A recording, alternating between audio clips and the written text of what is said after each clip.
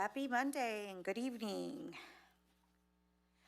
In compliance with the Open Meetings Act, Texas Government Code, Chapter 551, I call this meeting of the Manor Independent School District to order on, June 15th at 5 p.m. let the record show that a quorum is present. This meeting has been duly called and notices of the meeting has been posted in accordance with the Open Meetings Act. The board will now adjourn into executive session at 5 p.m. pursuant to the following sections of the Texas Open Meetings Act, 551.071, 551.072, 551.074, 551.076, 551.129.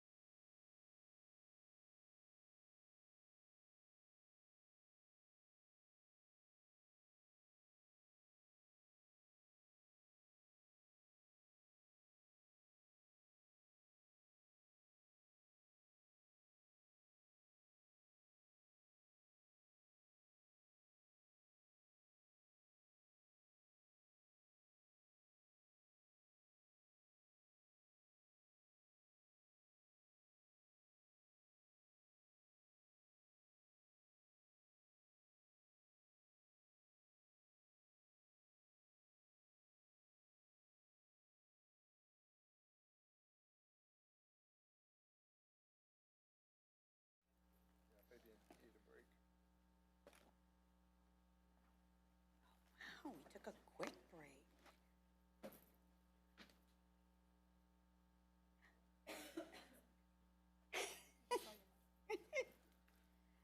Yes, okay. We'll go ahead and start. And Cynthia, can you take a note when Mr. Fabian? Yes, thank you. I know it's hard. It's hard for Ms. Rodriguez Barnett to see that. Okay.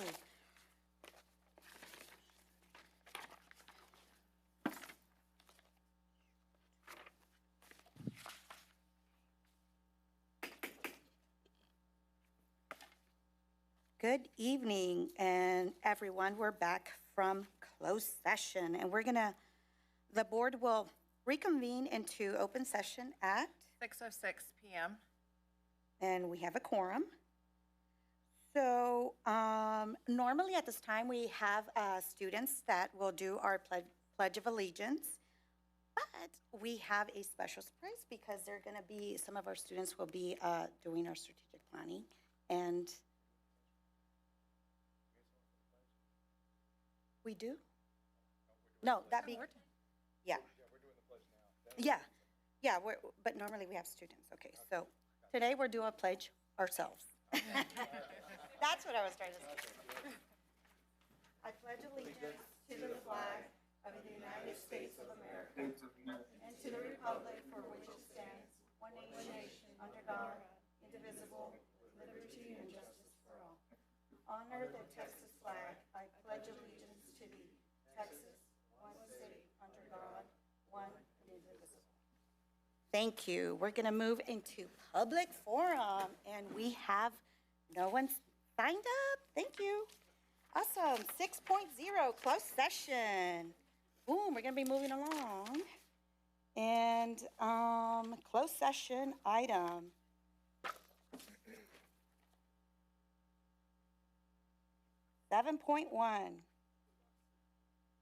Closed session, sorry. 6.1, consideration approval for hire of chief of schools. Madam President, I move that the board approve the hire of Raquel Stewart and Dr. Laura Whitfield as chief of schools officers. I have a motion by trustee Patterson. Do I have a second? I'll second. I have a second by trustee Dr. Lowry. All those in favor? Motion passes 7-0. Thank you. Welcome.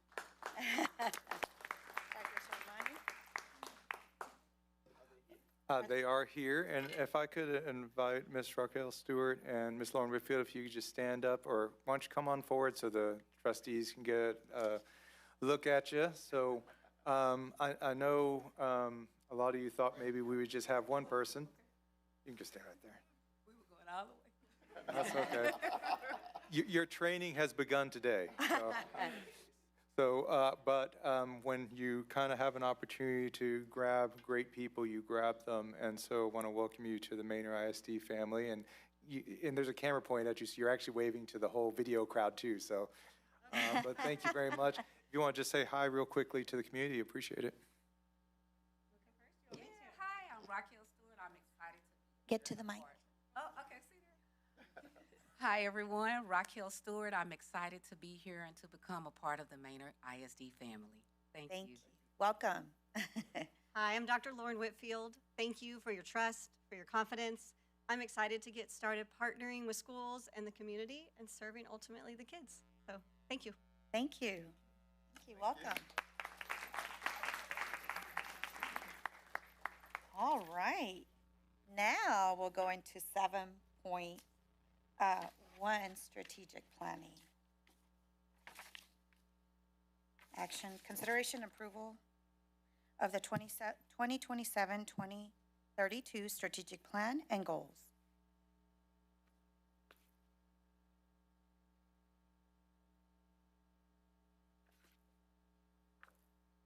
All right, good evening, team of 8. Good evening. Good evening. All right. So we're going to take a trip down memory lane. We're going to go all the way back to December of 2025 when we first had the conversation. But before we do that, I want to talk about the strategic planning. And we talk about people, purpose, and process. And our purpose is to be here for students to make sure that they have an excellent educational experience. And how do we do that? We, as educators, create the best environment in which students can excel. And how do we do that? We establish it through our processes, our systems and processes that we put in place. And so the people who were involved in the strategic planning process were our elementary, middle, and high school students for Manor ISD. We had Manor ISD parents, guardians, and community members. And we had Manor ISD staff and board members part of the process. And we had a little over 70 people participate in the strategic planning process. And so the purpose of it is to define a clear long-term vision and outline actionable steps to achieve it. And so our process was, in December of 2025, had a conversation with you all, and you all said, I asked you all the question, what do you want Manor ISD to be? Do y'all remember that? Yep. Okay. Then fast forward to February 2026, we had a board workshop meeting about strategic planning. February 2026, Cabinet talked about its beliefs, its values, mission, and vision. And then March of 2026, we held our first strategic planning retreat on March 10th and 11th. And then April through May, from that strategic planning retreat, we had action teams. There were 7 of them, and what they did is they worked toward identifying, taking all the information from the March 10th and 11th meeting to talk about what we want Manor ISD to be. And then that brings us here to today, our strategic planning, our first draft of it. So in December, you may remember this graphic of the different steps of the strategic planning process. And I'll pause for a few seconds.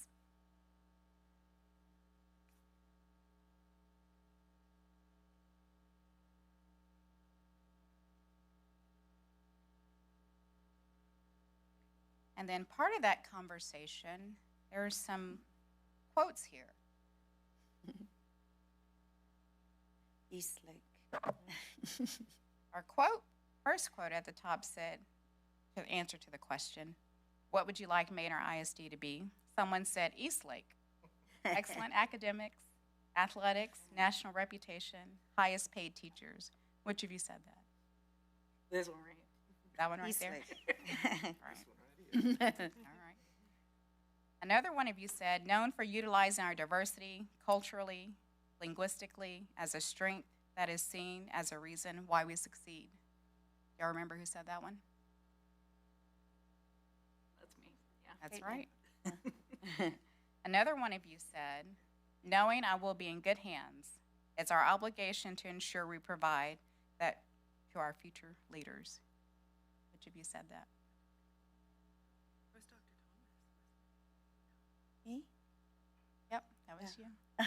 You told the story about taking care of you when you get old Yeah. and your mother in the hospital. Yeah.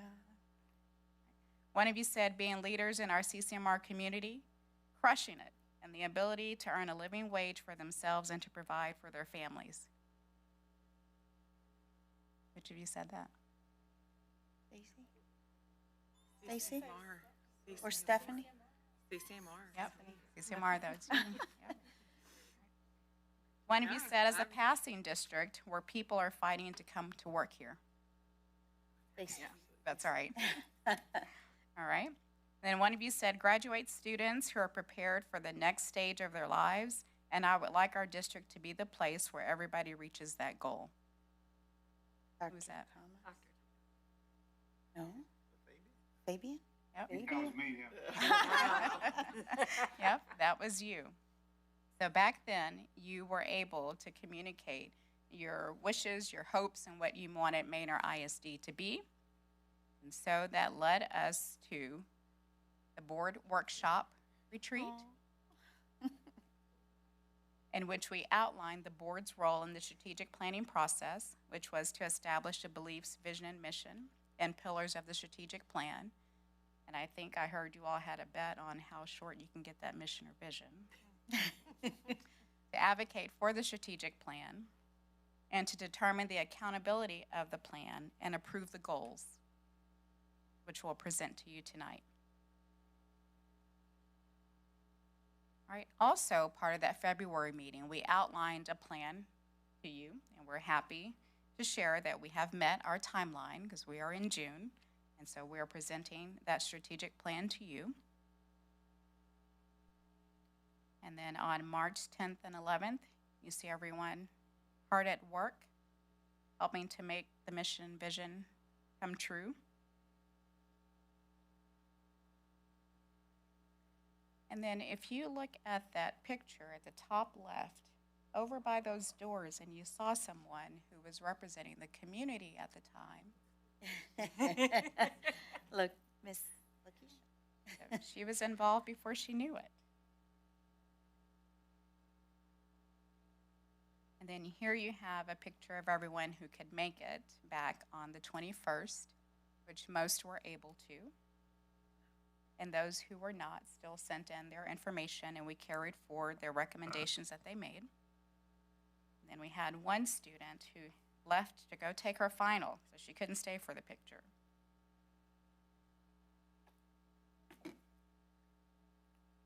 So tonight's presentation that you will hear, it will show who the action team members were, how they gathered the information that they received, the objectives, the strategies, the major concepts that evolved, the specific results they hope to attain with their action plans, and how we will measure progress. And so if we take a look at the larger picture and connecting the work, the strategic plan drives our district improvement plan. From our district improvement plan, our campuses devise their campus improvement plans. And some of our campuses have targeted improvement plans because they need some assistance in certain areas and need to grow in certain areas. We also have something called the District of Innovation Plan, and that comes from the District Improvement Plan. And that's afforded to us by the state of Texas to opt in and out of certain things that will help us attain our goals. So that's how the work is connected.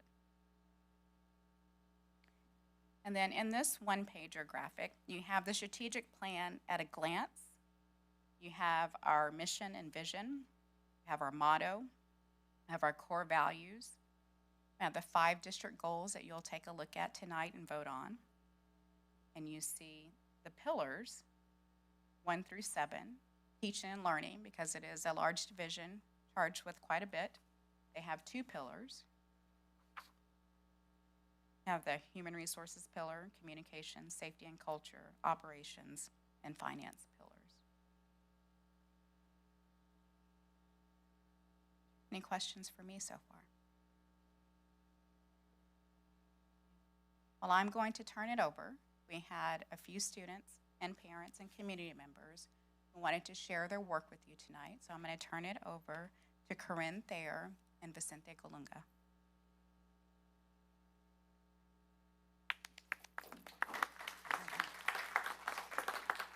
Good evening, Team of 8. It's good to be with you.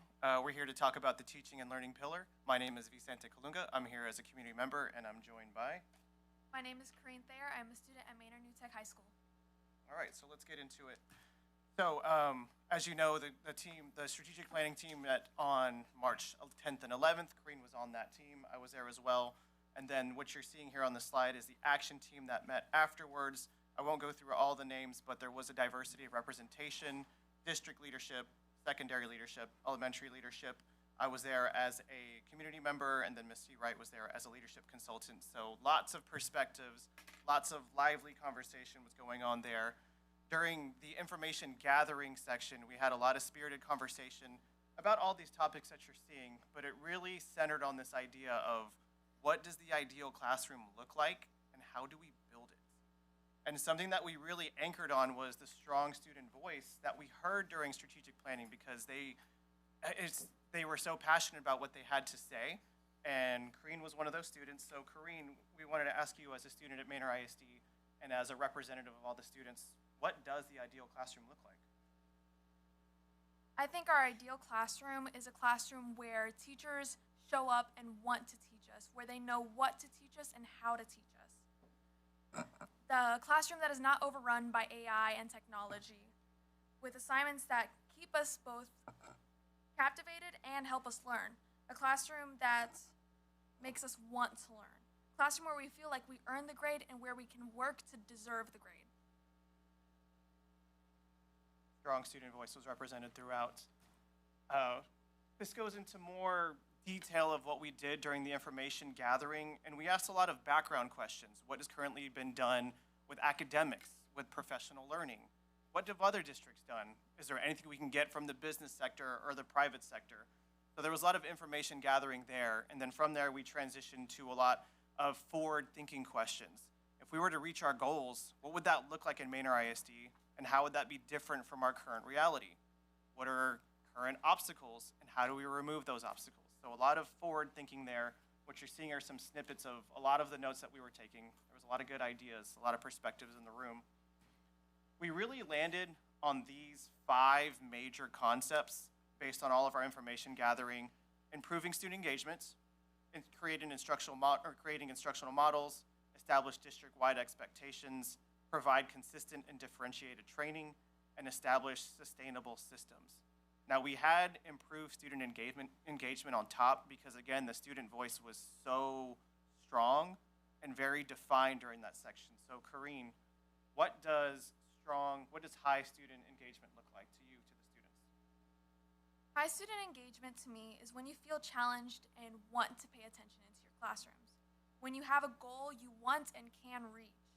Where tests feel complicated and you can see your improvement, and when class is over before you can even start it. So based on these major concepts, these following 2 objectives were established. So objective 1 was about academic achievement. In other words, teach in ways students learn best. And then objective 2 was about professional learning. In other words, teach teachers how to best teach students, and teach principals how to grow teachers to become better teachers. So we got to measure all this. How do we know that the plan is working? We know the plan is working when we as students learn more and become part of the learning experience. When our students' grades improve and students are prepared to graduate. And when we get assessments that can tell us and teachers how well they're doing and how well we're doing. From the adult perspective, other ways we know is teachers know how to teach each subject in a way that students understand. Teachers get really good at working together and helping students learn. We don't teach on islands, we teach together, we collaborate. And we're at our best when we become greater than the sum of our parts. And then finally, principals learn how to make their teachers better in the classroom. Are there any questions from our pillars? Well, I do have a question. First of all, I want to say that thank you to the strategic committee, everyone who put all this together. I love that we engage our students. I love to hear that our students have a say and that they're being heard. So my question to you is, during this whole process, how was the process? What did it mean? Did it open your eyes, during this whole strategic plan, and actually having a voice here amongst the board of directors? I think it was really good to help me get used to a more professional environment. I think it was really great to have different voices from each campus, and I think it will help everyone learn a lot more about what we as students go through and how it can help us by hearing our voices. Thank you. Do any of our trustees have any questions? No, I just want to thank you for being involved. I hope that in the future we're able to take your ideas and permeate them down into the schools so that students who are not involved like you feel like they have a voice as well. So if we could figure out that mechanism, maybe students like yourself could help us do that. I would like to add that I just want you to know, and I hope all our students hear this, is that now more than ever, we need your voice. There's so much going on in this world with AI technology, everything. That means a lot, to the point that I was at a conference we were at a conference this past weekend in San Antonio. Actually, our organization, I lead a statewide organization, MASBA, we had We talked about student voices throughout the whole presentation. We had student summits across the state of Texas and the nation. We've learned that now other boards across the state are incorporating student voices in some of the board work as well. And it's very important to make sure that you know that and that you are being heard and that you are making a difference.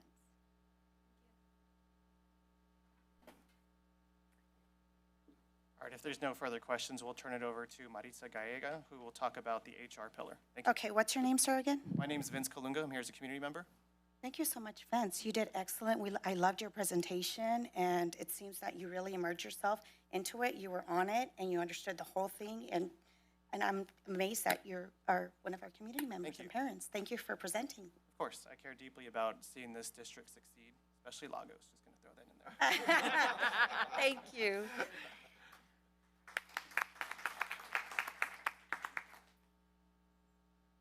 Team of 8, now we go to our third pillar, which is our human resources pillar. And the strategy is going to be our 3.1 and our 3.2.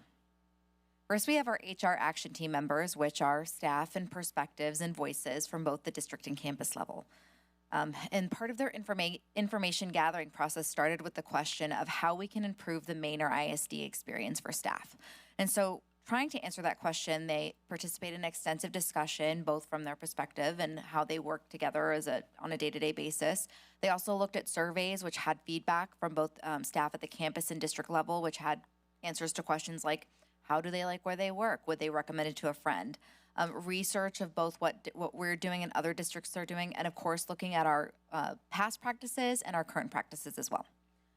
When looking at that, major concepts showed up, and the big one being that our staff really wanted somewhere that they could feel connected and they could feel like they belonged. And so part of that discussion stemmed an action item to develop a community perks program, which is a comprehensive resource where we could put community partnerships or discounts that organizations provide to help them feel more connected to the community in which they serve. And second, a major concept that really emerged was the need for enhanced professional and leadership development. When staff feel that they have the resources and the information to do their job on a day-to-day basis, and also the programs to advance themselves as leaders, they not only feel safe and supported, but they feel valued as staff members.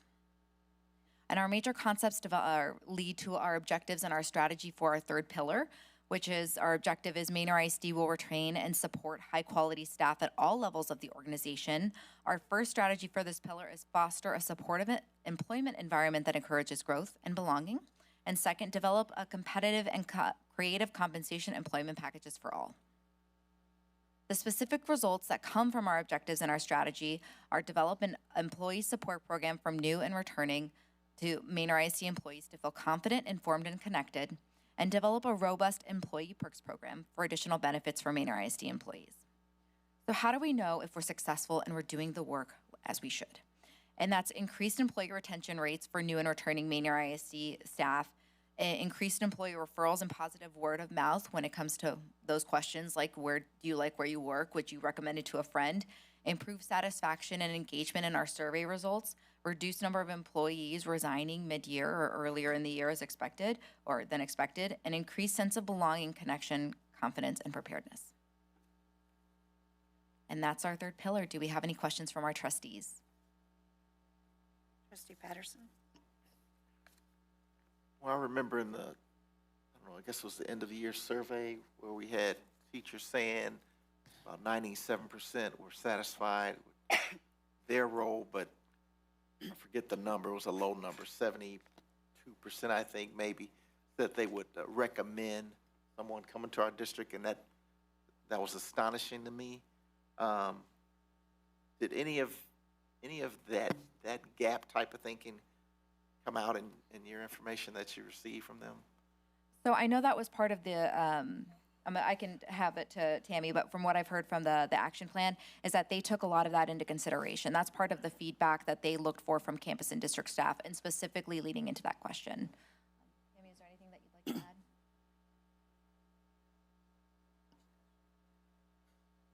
I mean, I want to know if we. So part of the work that has happened, I think maybe the past 2 years, to my recollection, that we've administered that survey, and there's been that 15 to 20 point gap between people feeling good about working here, but 15 to 20 percentage points lower. I'm not sure I'd recommend people to work here. Yeah. So part of that, we know that people are attracted by word of mouth, and our biggest recruiter and retention are the people who work here. So part of the last piece of our narrative, like we've tackled the finance issue, we've got the staffing better than it was 3 years ago.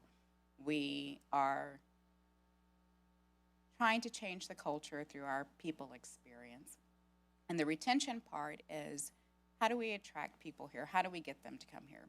And we know, and I know personally, what people put out into the space in social media and what other people say dictate whether people come to Manor ISD or not. So one of the projects that we've been working on that's connected to this is our district advisory team. And they actually accepted the challenge to say, we want high quality teachers to come here. So how can we be a part of that? So our last 3 district advisory team meetings, they committed to recruiting quality teachers. So Maritza helped us out by, when people look for a house, they look at school ratings, and we looked up what was said on those sites about Manor ISD. And so we realized that our employees, the 90%, they're not getting the word out there. So the district advisory team committed to updating those sites with information that would attract people here. The other part is we went through a little bit of a crash course on combating negative social media. Not to say that everything is roses here, because we know that we have work to do, but they took on specific strategies to use when they see something that is not true, blatantly not true, and how do we create the narrative, kind of like, what do you want Manor ISD to be, to let people know that it is a good place to work, and that over 90% of our employees say that they're happy to work here. So that's a specific strategy that we've employed the past few months, have been working on. I think just last week I did a call to action for the DAT. We're in our last push of hiring season, peak hiring season. So get on social media, attract some teachers here. So that is one piece that we're working on. And the people experience addresses both internal, how we interact and treat each other, as well as external. And so we'll see what the measurements of success of those 2 initiatives are to close that gap, that 15 to 20 percentage point gap. Thank you. Just along the lines with the retention, are you also analyzing exit interviews on the reasons why that employees choose to leave the district? Yes, we are. We have that in our annual report. We look at trends and patterns. We give them to supervisors to take a look to say, hey, here's a pattern at your campus. And principals and supervisors also have the option to get that information before people decide to exit, to kind of intervene. Because a lot of times what I found in looking at the data, it's something that we could do that's very simple, such as supplies or having access to more resources. And we have that, but for whatever reason, we did not communicate that well enough to tell the employee, this is the route you take, or this is who you ask for this. And it's simple things like that, 8 times out of 10, that we can prevent. So we have those stay interviews mid-year to kind of catch it before we get to where people want to exit. In comparison to the mid-year interviews to the annual, do you see a gap, or do you see the same trends of the responses? Yeah. So we've been doing that for the past 2 years. And I cannot remember the number. I know we provided an update at a previous board meeting. The question was, how many of those individuals at that midpoint actually stayed through the end of the year? And I want to say it was like 70 or 80% of those surveyed. So we've been tracking that data for 2 years. This will be our 3rd year. So yes, we are looking at the data to make informed decisions to see where we can improve, where are the trends and patterns, at which campuses or which departments, what are our employees asking for, and how are we making sure that we can do the things that people are saying that we have not done to get them to stay here. I have one question. I know we've had issues in getting exit interviews in the past, so I think my question now is, what's the percentage of exit interviews that you're getting back from the people that are leaving? Like, is everybody or what's the percentage of the exit interviews? So what we discovered is that in our exit process, that exit survey was one of the last things that people do, which really didn't make any sense because after you're gone, your access is closed off and your exit survey is actually attached to your district email. So we're like, well, that really doesn't make any sense. So we moved the exit survey up to one of the initial steps that people have to take in order to check out to get more feedback.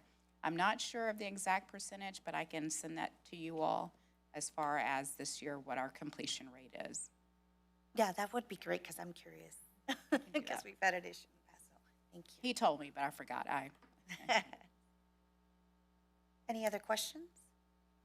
Okay, we could, thank you. All right. So up next, Maritza's going to come back and talk about the communications pillar. After a short break, I'm back. Communications is our fourth pillar, and that is strategy 4.1 and 4.2. We had some amazing communication team action leaders that represented every level of staff from our district and as well as parents. It was important for us to have that parent voice because we all experience communication both at that internal and external level, and everybody's perspective was incredibly valuable during this design process. And part of that, how we began designing our action plans, was extensive discussion about the perspectives of what we and how we work together both internally and externally, what our parents experience at the campus level, what our staff experience at the district departmental level, and also research on our historical and current practices, review of other programs, successful programs at other districts as well, and parent focus groups. And what the parent focus groups aimed at was really seeing if the perspectives of our staff, how we engage with each other, both at the district and campus level, and their perspectives of how they engage with department and campus levels really aligned.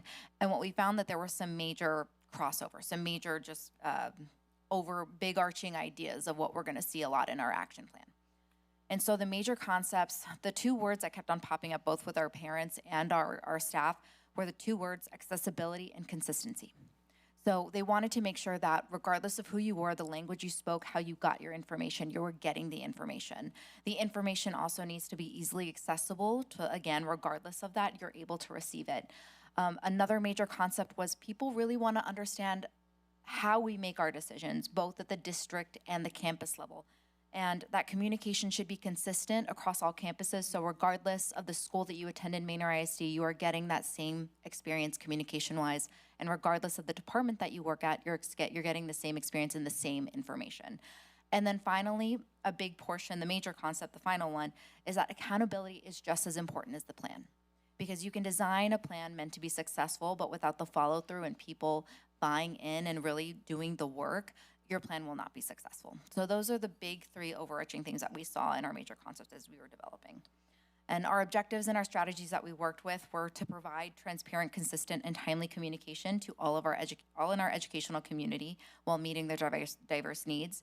With that first strategy being develop and implement an effective and comprehensive district framework for internal and external communication that is accessible to all stakeholders. And that second strategy being create an accountability system of training, evaluating, and auditing communication systems throughout the district. And so what are the specific results that stem from those objectives and those strategies? And from our first action plan, it was to establish an internal and external communication practices that are accessible, consistent, and clear for all staff, students, and parents. And for our second action plan, it's establishing processes to guide continuous improvement in communication systems. So if we do the work right, if we follow it to a T, how will we know our plan is working? And that's increased trust in our district, clearer, more consistent and accessible information, a less likelihood of misunderstandings and kind of that misinformation that our community can see, more opportunities for feedback and participation from our community, and consistent messaging across the district. Do we have any questions from the board? Thank you. Oh, trustee Martinez. Okay, no, we're good. Thank you. We'll head to our next pillar, which is safety and culture, and I'm going to pass it to student Andrew Moore.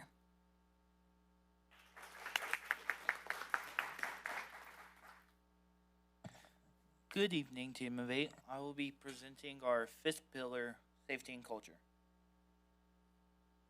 On this slide, the following action team members are mostly made out of directors and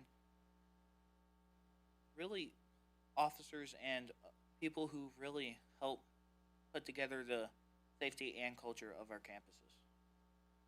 So we gathered information at the strategic planning meet from interviews with students, parents, teachers, and neighbors, feedback from school principals and district leaders. We looked at scientific research, group discussions, and practices from other districts. And from that information we gathered three major concepts: to improve student attendance and engagement outcomes, to establish and implement district-wide expectations, and to monitor and evaluate sustainable systems. And from those major concepts, we developed some objectives and strategies. Our objective for this pillar was to increase safety and culture. Our first strategy to do that was to implement systems for culture of safety. That basically means to place positive behavior interventions and supports and multi-tiered systems of support at all campuses. Our second strategy was evaluation systems of culture, which is to evaluate and monitor those systems we use to make stuff happen.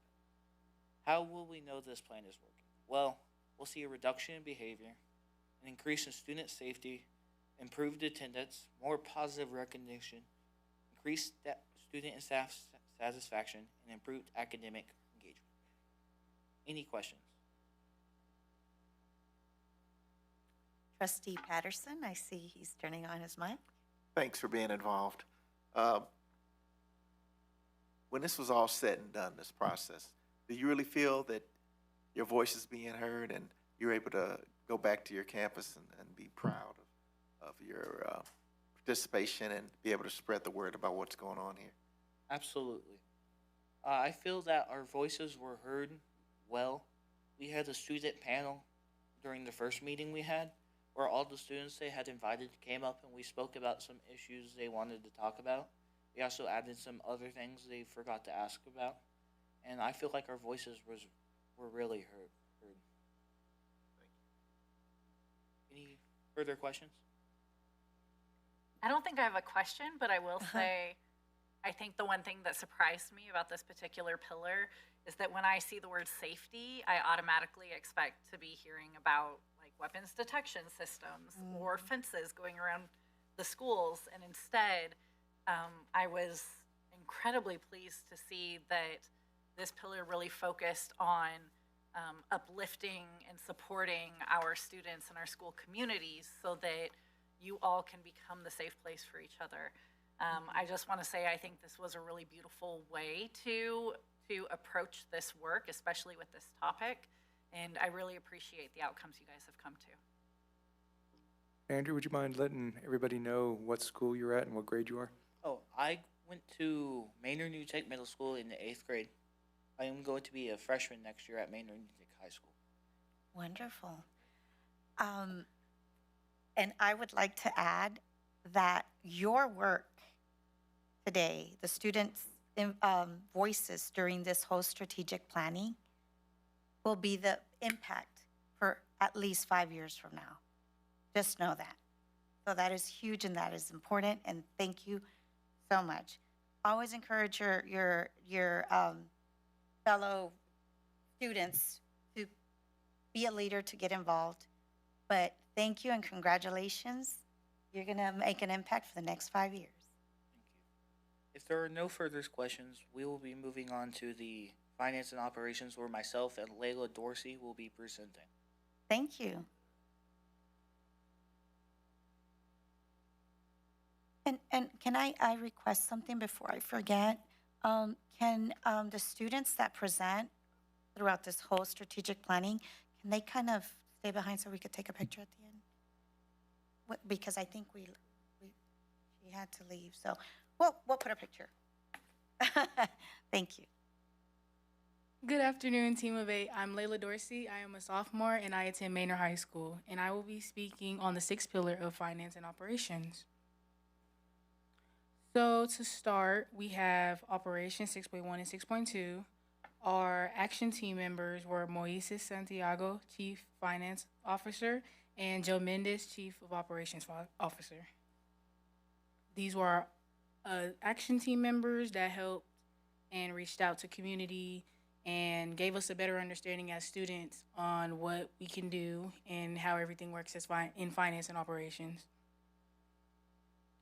So for information gathering, we gathered information, as you guys know, from March 10th, 11th. I was there for May 21st, where we have like a big outline of what's going to be happening, and now today.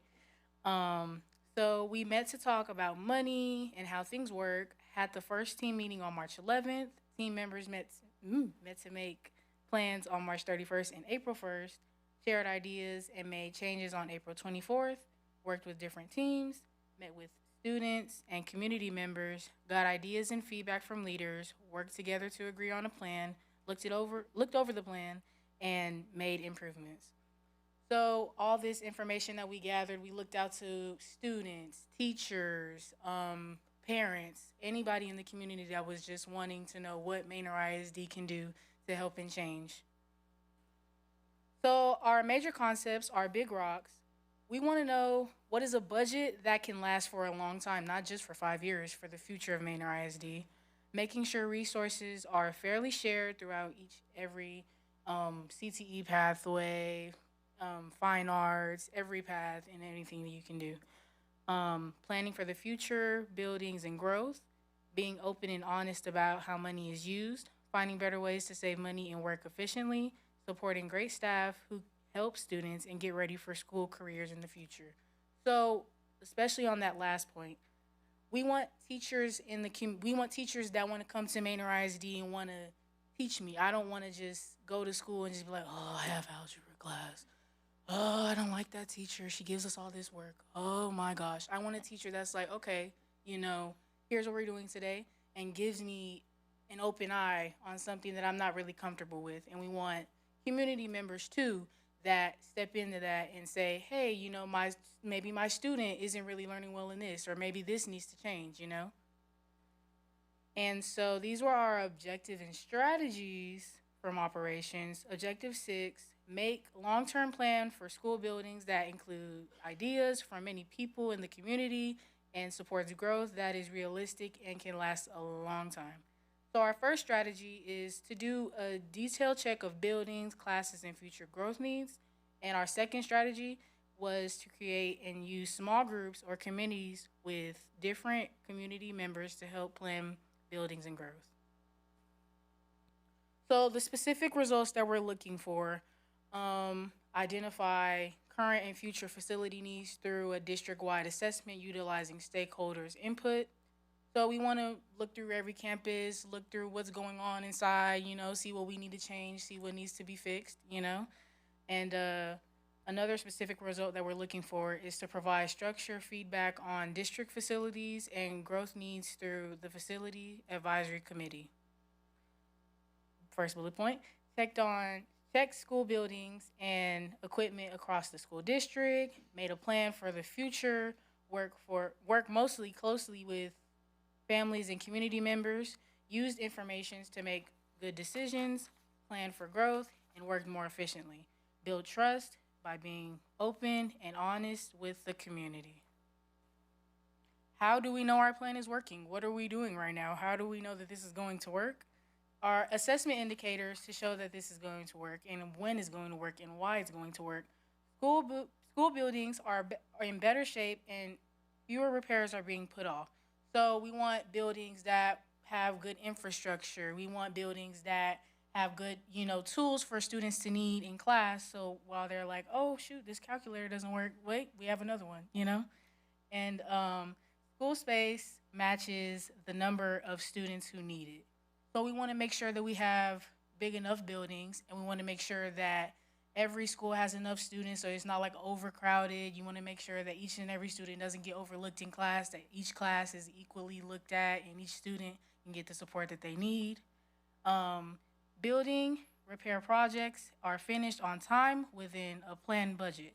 So we want to make sure that the plans that we have that are in and in place, we want to make sure that we're on track. Just like we're on track with this, we wanted this big board meeting by June, so it happened. First step of the strategic planning. And yeah, more family, staff, and community members to help with planning and share their ideas. We want to be involved with the community. We want to make sure that everybody's involved. They're like, okay, Manor's doing a change this year. Let's see what they can do. You know what I'm saying? Let's see how they're going to boost it up. Information and facts are used to make good decisions and improve future plans. Any questions? Hey, Layla. So we had the opportunity to spend some time together during the retreat, and it's incredibly amazing to see you do the full circle. So I'm so proud of you, first of all. Thank you. And secondly, my question to you would be, what programs, resources, or experiences have you personally had that helped you to prepare for graduation? Ooh, so something that's helped me to prepare for graduation, I really think that when you have teachers, we want to make sure that we hire teachers that are invested and are, oh, I'm just going to do it so I can get my paycheck, whatever. No, we want teachers that actually want to know, what do these students need and what do these students want from me, so that I can give them the best education possible, so that we have a healthy, safe environment. So that was something that I've also learned as to getting to graduation, is that we need teachers that are willing to learn about us. Not only do we need to learn from them, but I want teachers that want to learn from us. Thank you. Any further questions? I'm curious what you feel you personally gained in your understanding of the role that facilities play in education. As a student myself, it never once crossed my mind to care about the actual building I was in. Just kind of assumed it would be taken care of. But I was very curious to see what you learned from this process or what insights you gained. So speaking with Action Team members, I learned a lot, especially on finance and operations, of like, oh, so this is what a bond is. This is what this does. This is what we do for these taxes. This is how you know you have enough room for this.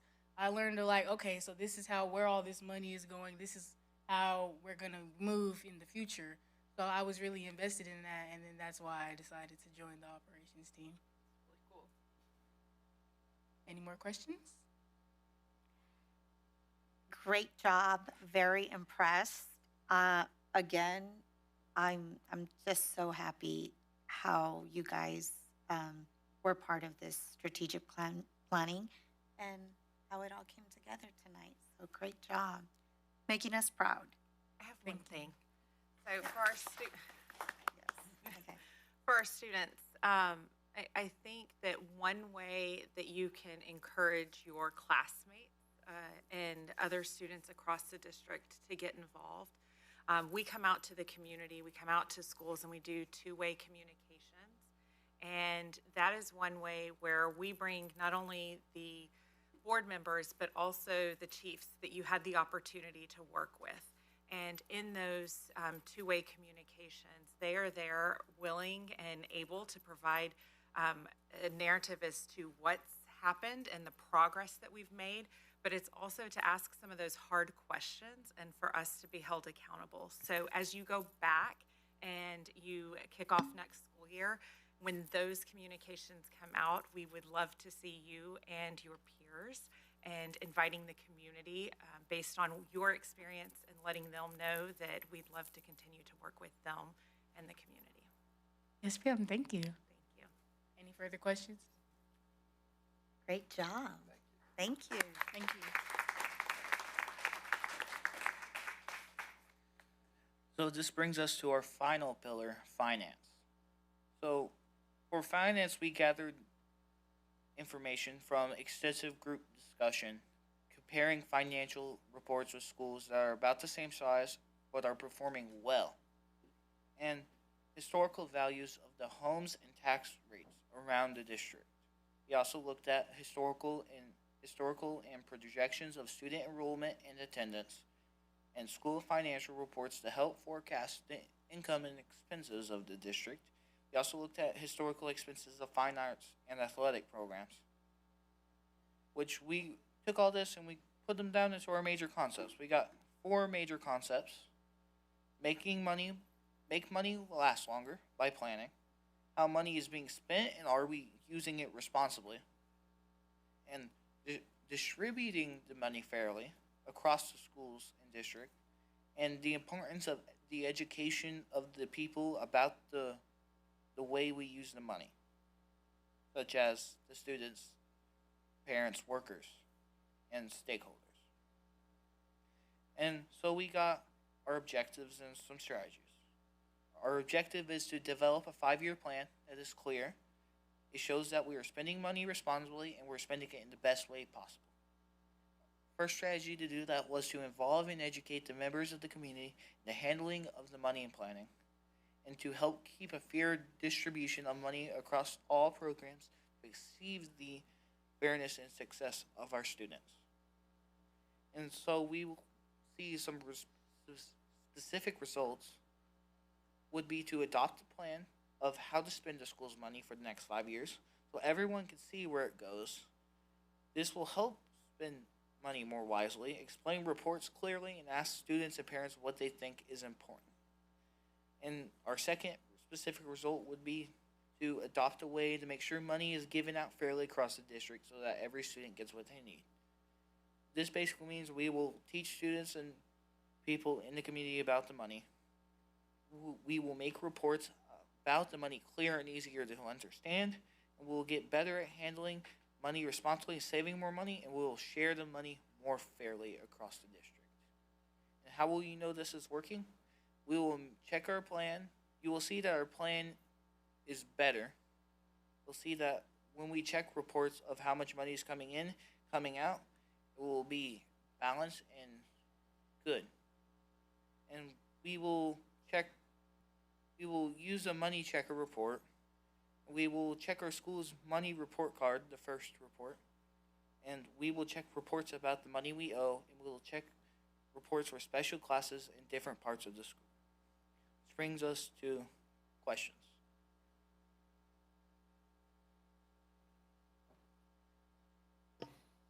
Again, thank you for being a participant.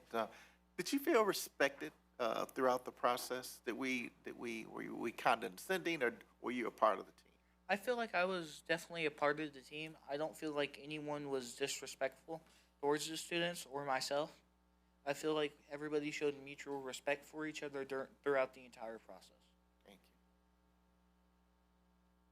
I'm curious how the theme of fairness came about in your conversations and how that played a role in some of the objectives and plans that you all made. Well, we noticed how we got into the discussion about the recently built indoor facility for athletics, while programs such as theater and art and band are still using outdated facilities and not getting a lot of funding for the stuff they need. So we really talked about spreading out that money more evenly, and showing that making sure everybody gets what they need. I absolutely love that. I mean, I have no doubt that we have such an incredibly unique and diverse group of students that we want to make sure that we are providing them all with opportunities to succeed at what they're passionate about. Great answer. Thank you. Wow. Well, if there is no further questions, I will be handing this back to Dr. Tammy Williams-Hill. Wonderful. Thank you. Thank you.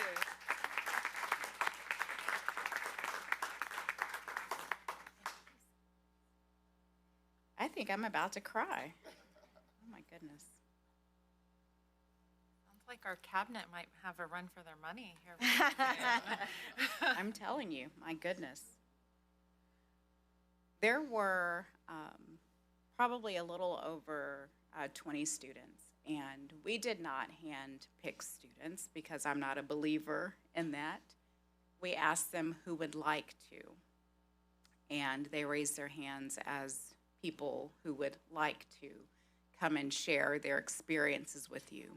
We also had a fifth grader, Tesla, but she actually was with her grandparents and sent her regrets that she could not make tonight's meeting to participate in the presentation. The 20 students said exactly what they said and more. And I think as the adults in the room, it was our responsibility to listen and to take their feedback and input and make it actionable to make the district that they need us to be as adults. And so I truly appreciate you all again and parents who are here and the sessions that we used to make sure that you had the opportunity to say what you wanted to say tonight to the board. And so just know that there were well over 20 in the panel who unapologetically shared what they wanted us to hear. And rightfully so, because sometimes we need that gut check as adults. And so they were very specific about what they needed. It isn't anything that is unreasonable that we cannot do. And so that is our responsibility to carry out what they communicated to us. So for our next steps, our departments and campuses will identify their roadmaps to attain the goals. We have the action teams and the work that they came up with. So our departments and campuses will take that information, look at their data, and in their district improvement plan, in their sections, in their campuses, they're responsible for writing out those action items that will help us attain our goals. The final copy of the strategic plan, I'll get it edited and finalized for publication after we get some more of those details from our campuses. And our district improvement plans and campus improvement plans will be updated. You will see those again later in the fall. And our district of innovation plan will also be updated because there are some things that students asked us for that the state of Texas has given us permission to opt into or opt out of to help us attain our goals. And so we'll update that accordingly. So before I turn it over to Dr. I'm still about to cry, my goodness. Do you have any questions before I turn it over to Dr. Sermoni? We're good. Okay. All right. We're good. Thank you. Okay. Thank you so much.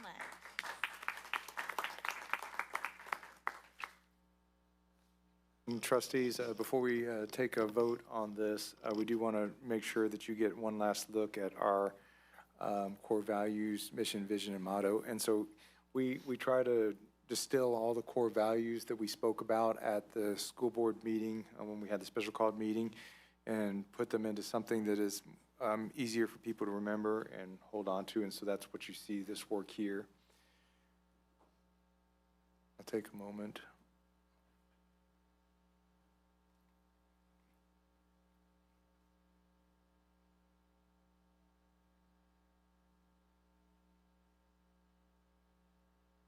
And then if we go forward one, we can look at your future mission, vision, and motto.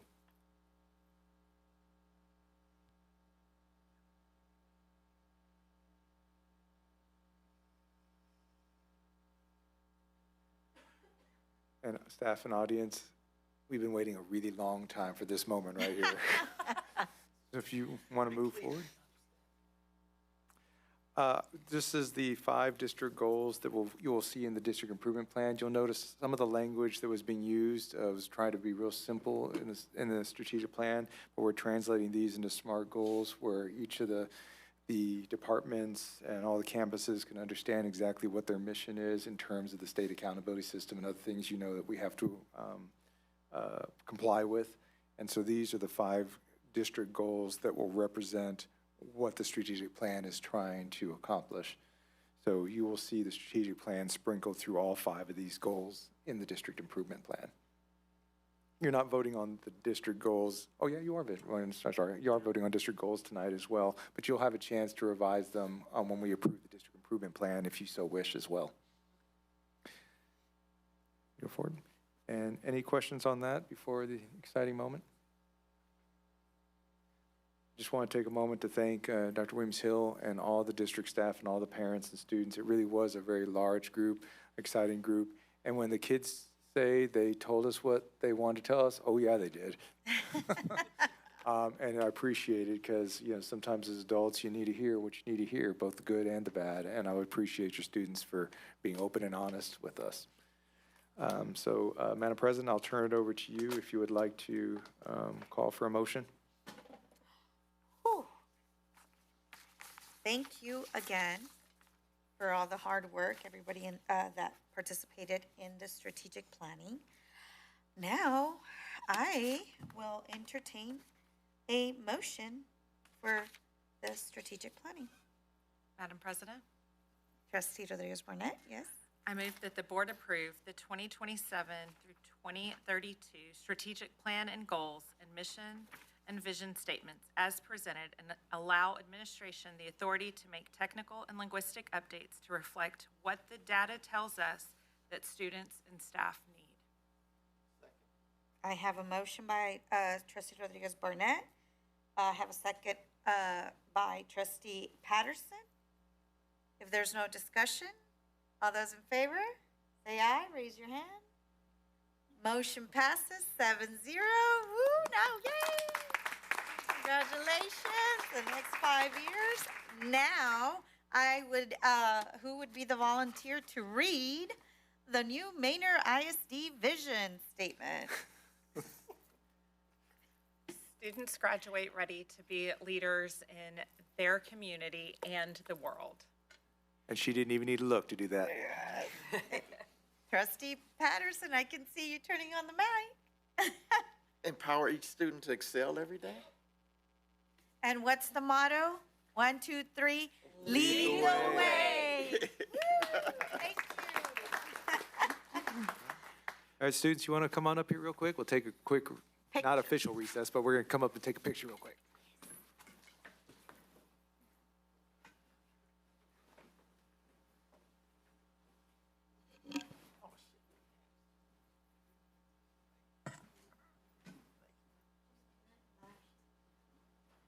Come on up, you get to stay in front row center.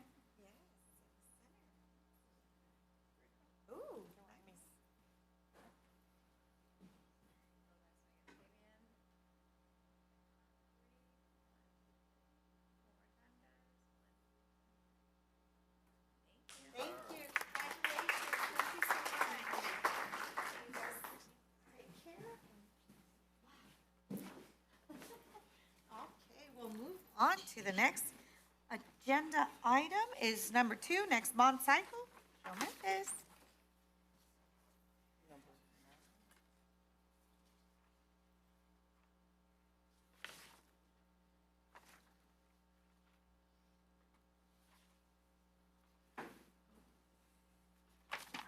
Is it? Yeah. Good evening, team of 8. Okay. Yes. Good evening. So is it, just to make sure, it's Facilities Committee Advisory, right? Yes. Yes, 9.1. Okay. Thank you.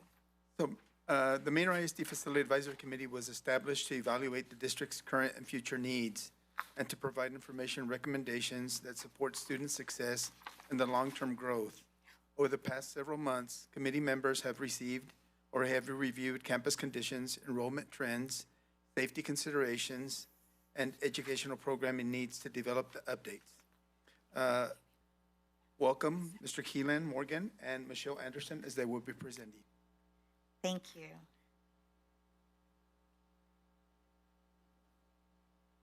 See if I can make this work. There we go.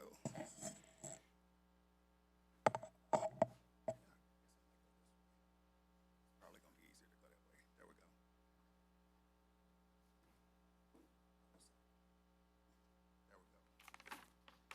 There we go. Good evening. Good evening. So good evening, team of 8, and to all of the stakeholders assembled both in the room and online. Thank you for the opportunity to present these findings of the Citizens Facility Advisory Committee, better known as CFAC. I am Keelan G. Morgan Sr., Chair of the committee, and today I'm joined by our Secretary, Ms. Michelle Anderson, and our dedicated team of members that she'll provide an overview of in a few.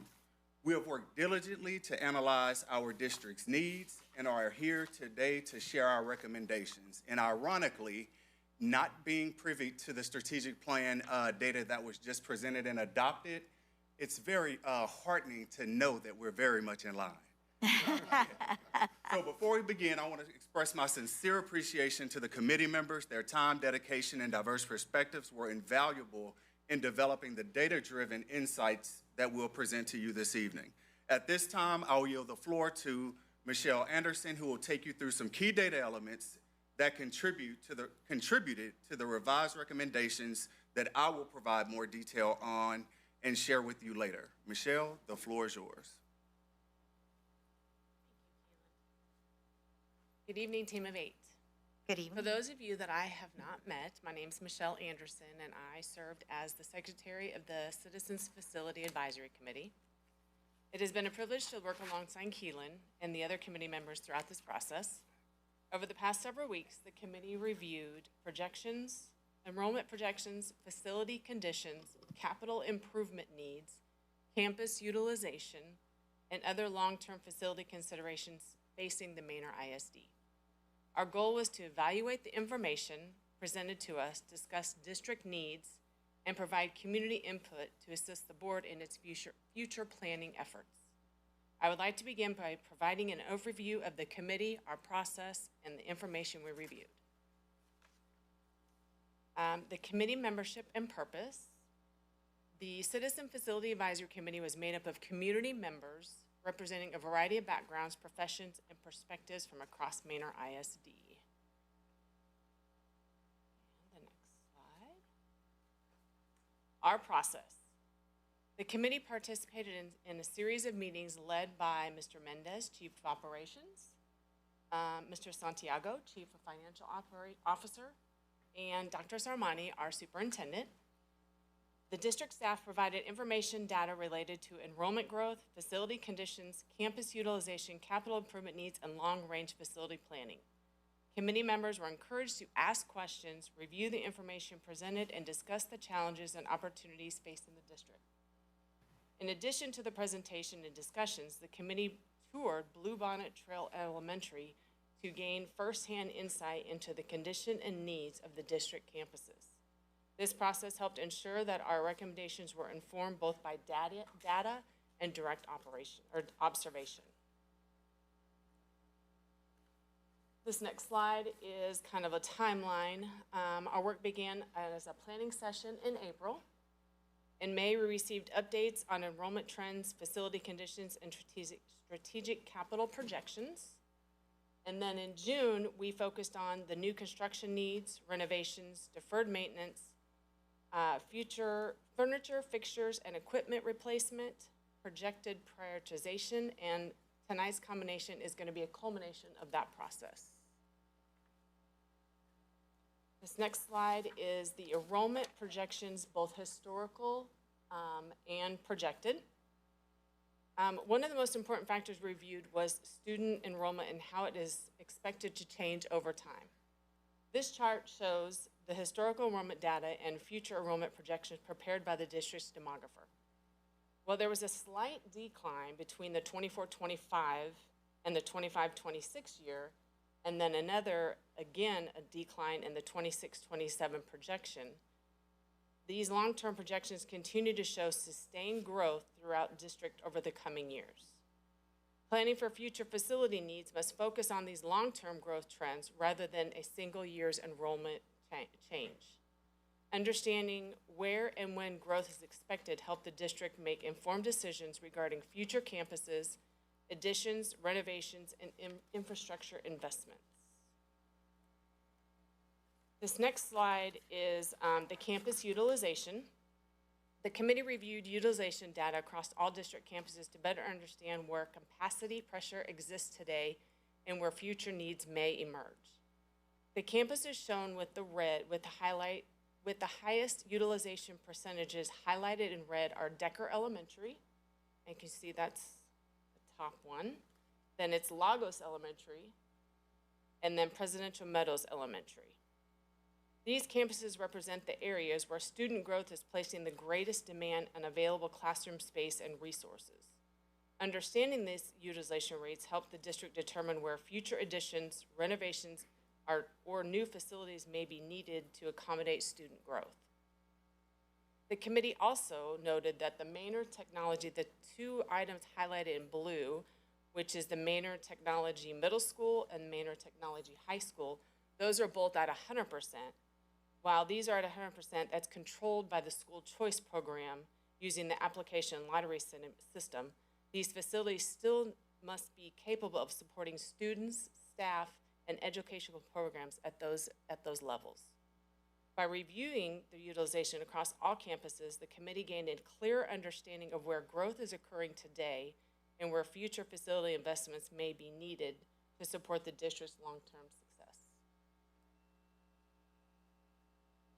This next slide is capital improvement needs by campus. The committee reviewed the district's projected capital improvement needs over the next 10 years.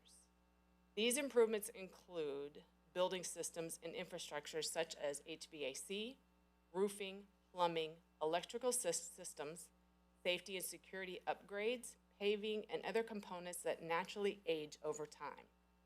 This chart also shows the capital improvement needs exist throughout the district and are not limited to any single campus. As facilities age, the cost of maintaining and replacing critical building systems continues to increase. The committee recognized that delaying these improvements does not eliminate the need. It often results in larger and more expensive projects in the future. By addressing these needs proactively, the district can extend the life of its facilities, reduce the risk of unexpected failures, and better manage long-term costs. This next slide is the facility condition assessment, which we call FCI. This measures the cost of needed repairs compared to the value of the building. The lower percentages indicate facilities in better conditions, while the higher percentages indicate greater repair and renovation needs. This chart shows how facility conditions are projected to change over time as buildings age and major systems reach the end of their useful life. Facilities with FCI scores above 30%, which those are in the red, are highlighted in red because they are reaching a point where significant capital investment may be needed. Delaying these repairs does not eliminate the need. It generally results in higher costs in the future as facilities continue to deteriorate. By addressing facility needs proactively, the district can extend the life of the buildings, reduce the risk of unexpected failures, and better manage long-term costs. At this point, I'm going to turn over my presentation to Mr. Keeling, who will walk you through the community survey results, facility and life cycle needs, projected prioritization process, and the committee's recommendations.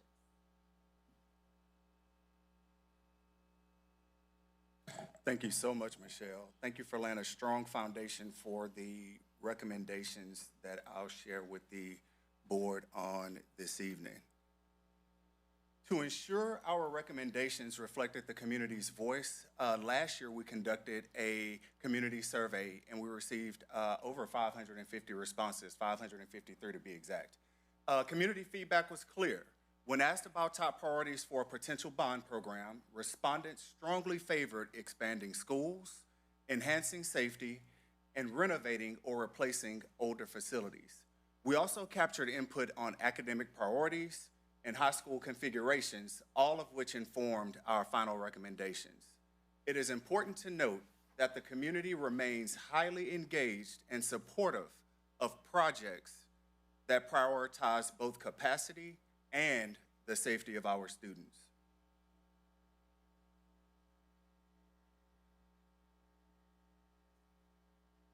Our key infrastructure priorities include a new build for Bluebonnet Trails Elementary.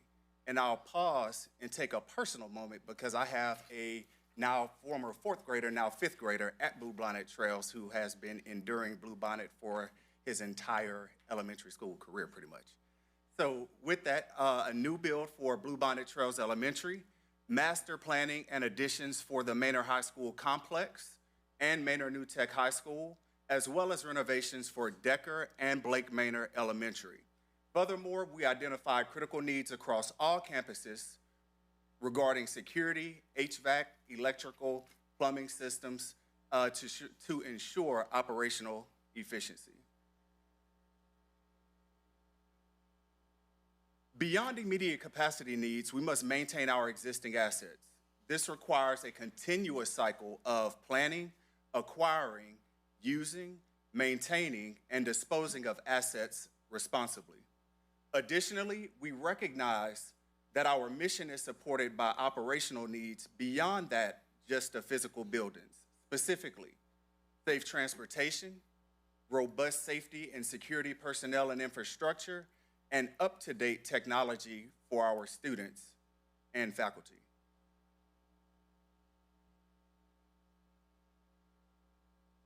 Before you is the committee's revised ranked list of priorities.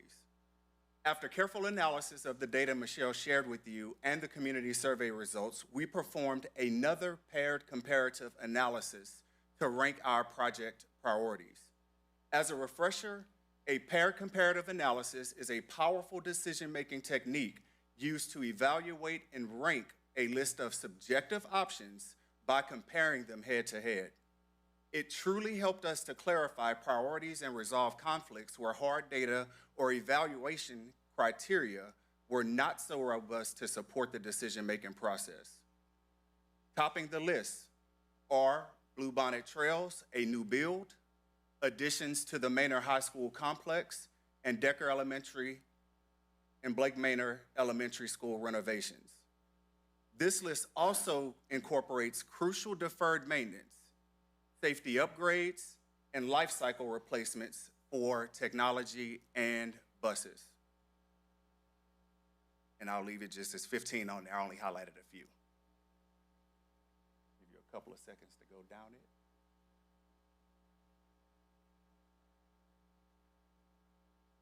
Thank you so much for your time and attention for this very critical time that we're in. The committee is confident that these priorities provide a roadmap for the district's future success.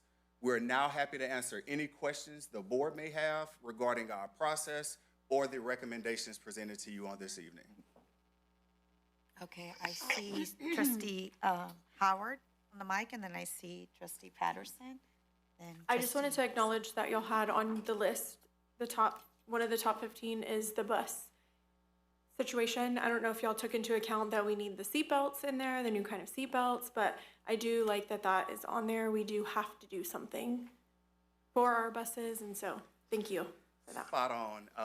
Definitely working with Mr. Mendez. He schooled us, literally, in what that type of retrofit for school buses would require. Thus, do you want to make that type of capital investment in a product that has a short life cycle, or just go ahead and replace it with something brand new and get your money's worth? So that was one of the considerations with the incorporation of the buses into the potential bond program. I'm pretty sure you all were privy to the financial state of the district. What are some of your thoughts? I'm not going to ask for recommendations. What are some of your thoughts on how to get some of this stuff paid? We did have a discussion. We did have discussions regarding a possible tax increase of maybe a half cent to a cent. Because it is, when it's on the we learned from, yes, a disclaimer. It says there's an increase, and I think that's why last year we had the challenges we had, because so many people did not think there was an increase, because that's what we were communicating, and then it read differently, even though there was no increase. So we have considered maybe a half to a cent increase. Yes, go ahead, Dr. Shermani. And I also want to just make sure I'm clear to the public also, and we talked about this, the Facilities Committee. Everything on that list cannot be done without increasing the tax rate. The outlook for property values has decreased. As some of the committee members point out, their property values have decreased. Actually, they're paying less taxes now. Yep. But what that does is that limits what's called our bonding capacity, our ability to borrow money to build things. So there is a limit to this, and so, don't let this scare you, but obviously the higher the tax rate is, the more things we can afford to build. And there's gonna have to be a discussion as to what that optimum tax rate's gonna be for what we're going to get from it for our children. And that's gonna be one of our next steps for trustees, is to develop those packages to show you, at this tax rate, we can do this, at this tax rate, we can do this, and use the recommendations of Facilities Committee to help guide what we would cut off at each level. I have a question for you all as community members, parents of the community as well. The field trip that you took, we know that the board's getting ready to go out with community members too. So what are some learnings from that you were surprised as a parent and a community member in doing the campus walk? And what would you say to those that are listening that may have the opportunity to come with us and to come visit the campuses? I would encourage any community member to definitely attend a walk. See the actual schools that are not nested right in your community. And I think that's one of the unique things about Bluebonnet Trails. It's situated in a community. So if it's not on this side of Manor, I always say Manor proper, anything where I have to come past the MISD administration building.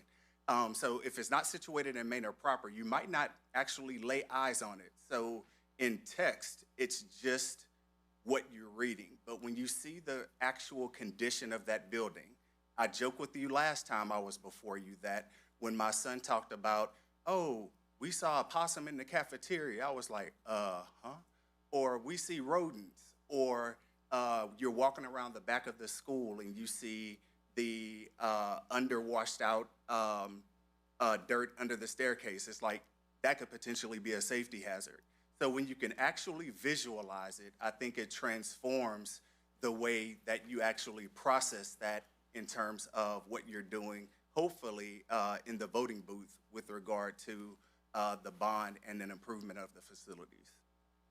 I'm going to respond from my professional level as a commercial real estate broker.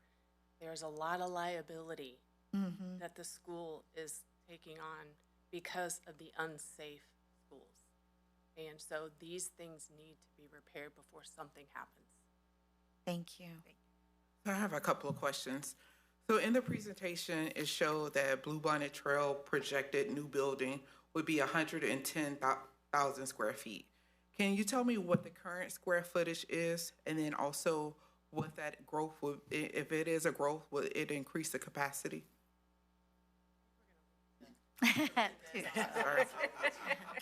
I mean, So currently we have, it's 76,000 square feet, but it was built for about 625 students. What we're doing now with our new educational specifications that the board actually voted on last November, it went up to 750 students. And so you need a campus with about 100,000 square feet, anywhere from 95,000, depending if you want to be very, very efficient, which means smaller classroom sizes. So you're looking at 97,000 square feet, all the way to about 127,000 square feet if you want to go way out, right? If you want to build up really nice classrooms.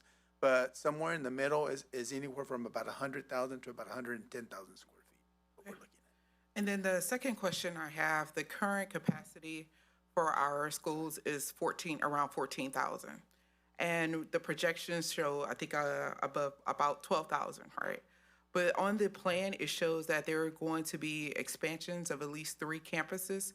How did you take into consideration the current capacity as well as possible underutilized schools with the projection of adding new facilities?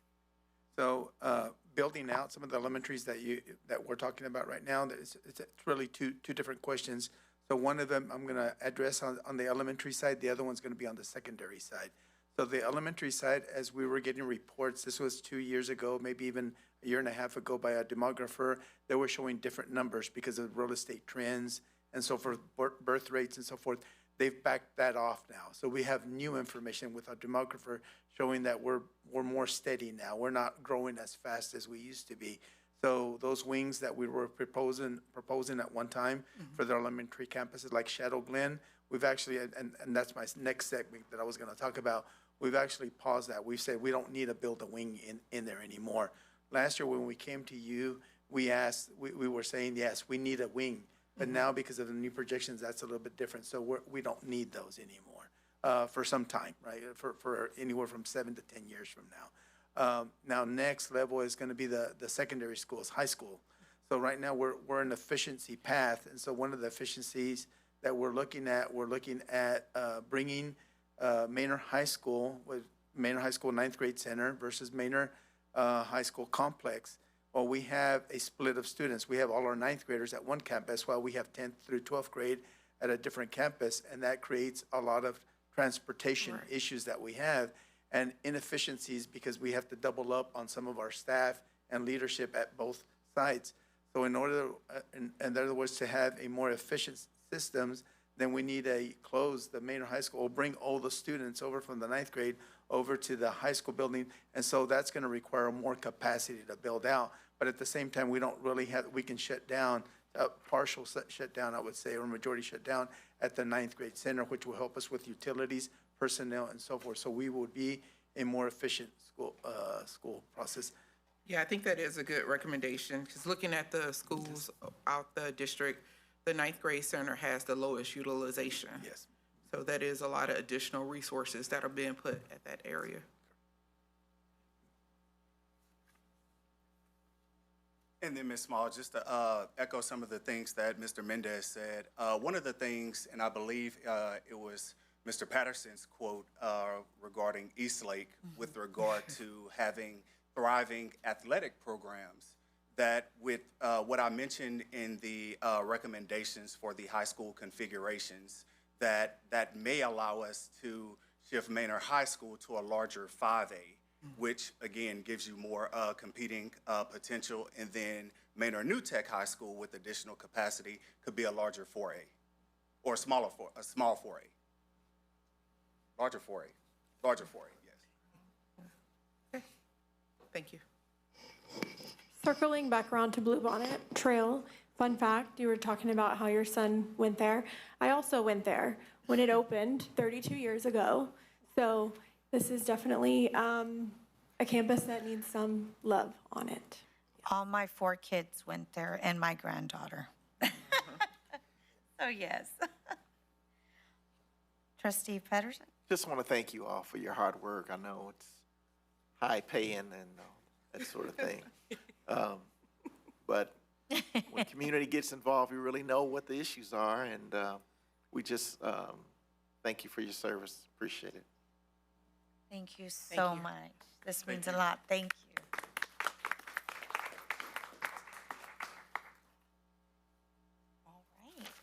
All right. For the community out there, I was being facetious. No pay, okay. We'll move on to 9.3. 9.2, bond cycle update, sorry.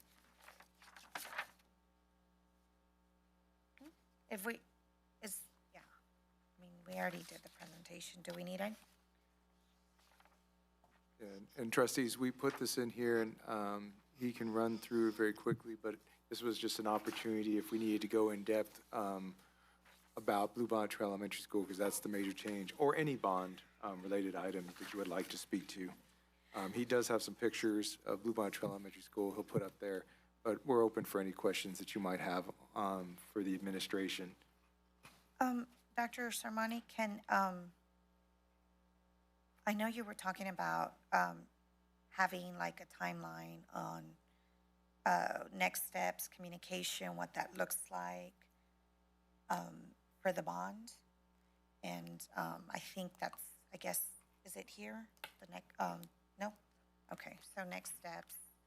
Kind of what I would like to see is just a timeline, everything, what that looks like. Talk about different types of town halls, whatever that looks like, and just making, that way we're all on the same page on what we're doing, working on together. So if we can get that. Sure, absolutely. I actually had a chance to talk to our bond, our communications team this morning, earlier today, and our bond coordinating group, and we talked about that. We are meeting again tomorrow to continue to work on that, and we should be able to have something for trustees very shortly, maybe even by the end of this week. In addition, we do have a website that we're ready to put some of the findings from the facilities community committee, have that information available along the way.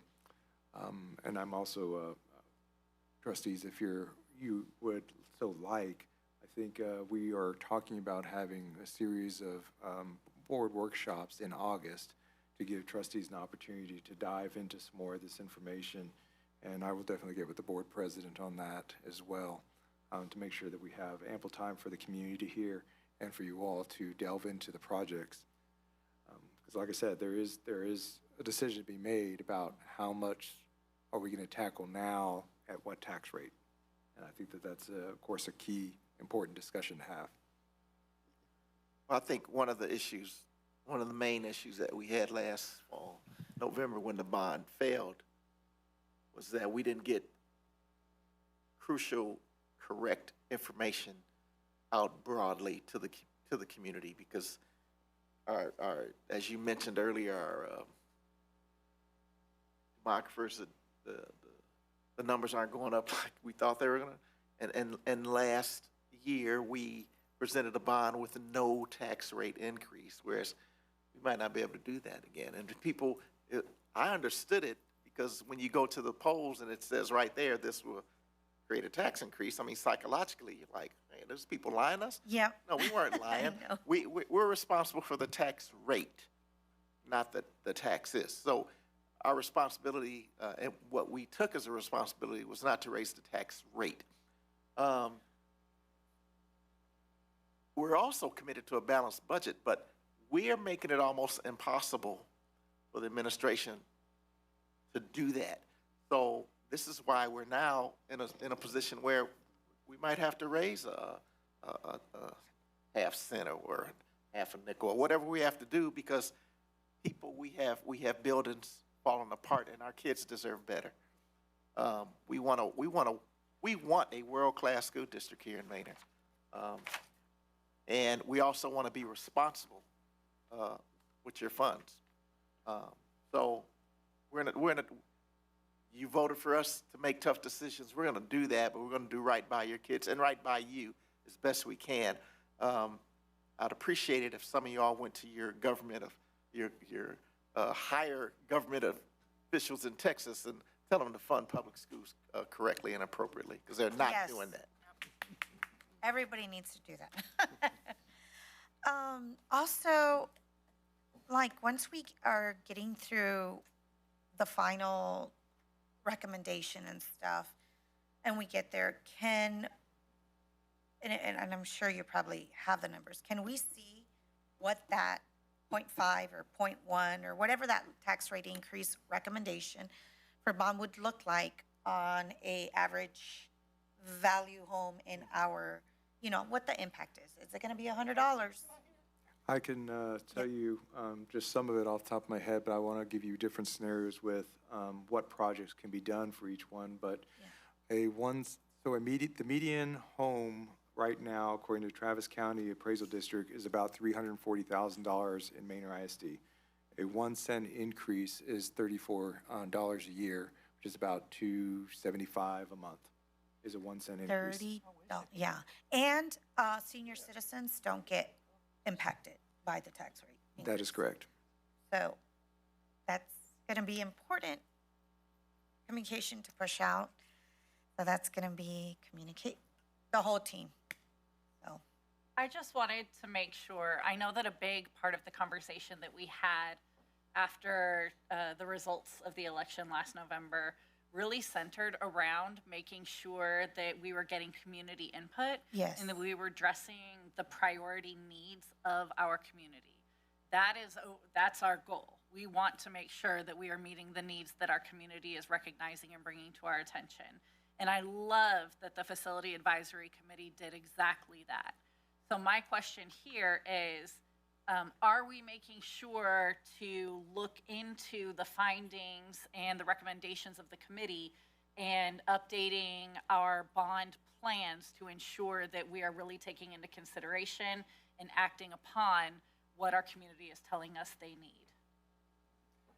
And actually, tomorrow's meeting at about 2:30 is actually to do exactly that, where our bond coordinating committee will now take into account both their recommendations and rankings, because those are new, and we will have a new updated financial report for different tax rates and what bonding capacity we would have at each tax rate, and we will attempt to fit projects within each of those constraints at different tax rates. And from there, we will have a recommendation for trustees along with options for you to consider if you choose a different direction. We'll have a recommendation for you, but obviously it is a decision that the trustees will have to make. Thank you. Thank you. Thank you. And while we're transitioning to Third Future to present, I would like to remind everyone that at 6 o'clock tomorrow, if you would like to see the condition of Manor New Tech High School, we are going to be gathering here, and as long as it's not raining, we're going to walk across, and we are going to kind of go show and tell, and you're welcome to take pictures. And then we will be heading to Bluebonnet Trail Elementary School at about 6:45 and walk the outside for anybody who wants to join me, and we will go take some pictures. Don't even need to go inside to see what I'm talking about that needs to get fixed. And so I see a couple of nodding heads out there in the audience. Yes, you too are welcome to come. I'm happy to walk you around. I'm proud of my schools, but I want to show you what we're talking about. Thank you. Awesome. 9.3, Third Future, Manor Middle School end of year presentation.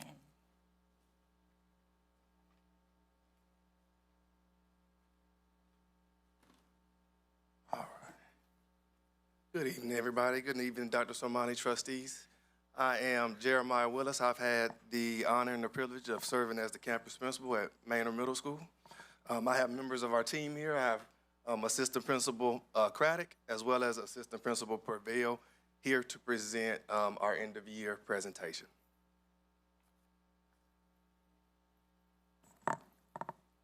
The first slide just outlines some key actions that we monitored throughout the course of the year.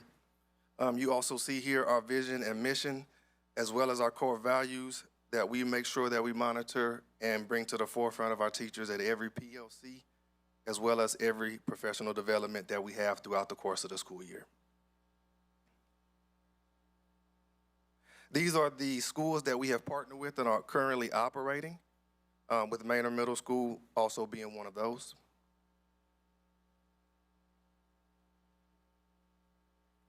Here on this slide is our map data. So this right here just kind of outlines the progress that we made throughout the course of the year. As you look at the 4 schools listed in the orange box, those are all first-year campuses. So that is our first year of us partnering with those different schools. One thing that stands out is that Manor Middle School made the most progress out of all of our new campuses that we partner with this year. Another thing that stood out is the progress that we made in comparison to all 12 of our campuses. We actually finished second overall in our growth throughout the course of the year.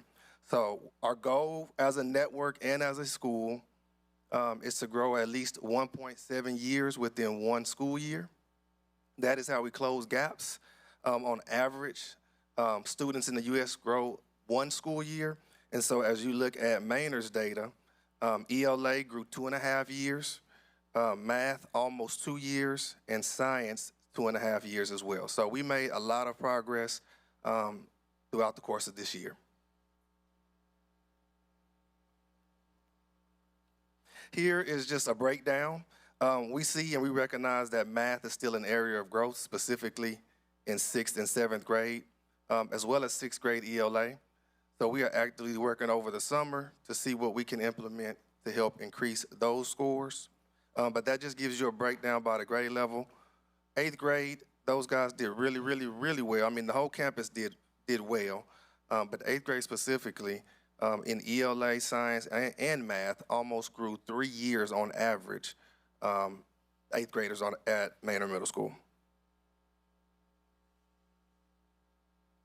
All right, I am going to hand it to Assistant Principal Purveil to break down the remaining data. Good evening, team of 8. Good evening, Manor community.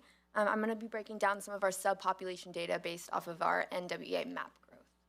So this is just an ethnicity breakdown. You'll see that about 68% of our student population are Hispanic, and the remaining demographic ethnicities as well. Here is our school-wide growth by ethnicity. You'll notice based on every single subject and grade level, we grew more than the national average. This is going to be a percent of our students who grew at least 1.7 years, so that's that metric we're trying to hit in order to close that achievement gap.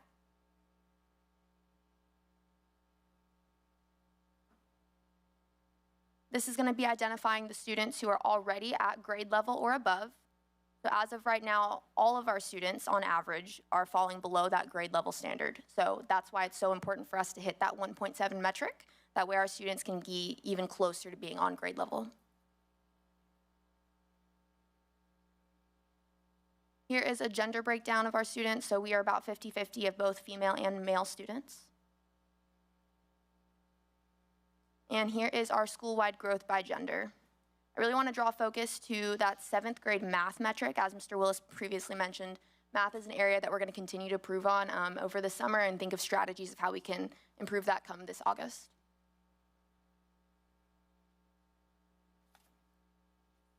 This is a percentage of students who grew at least 1.7 years.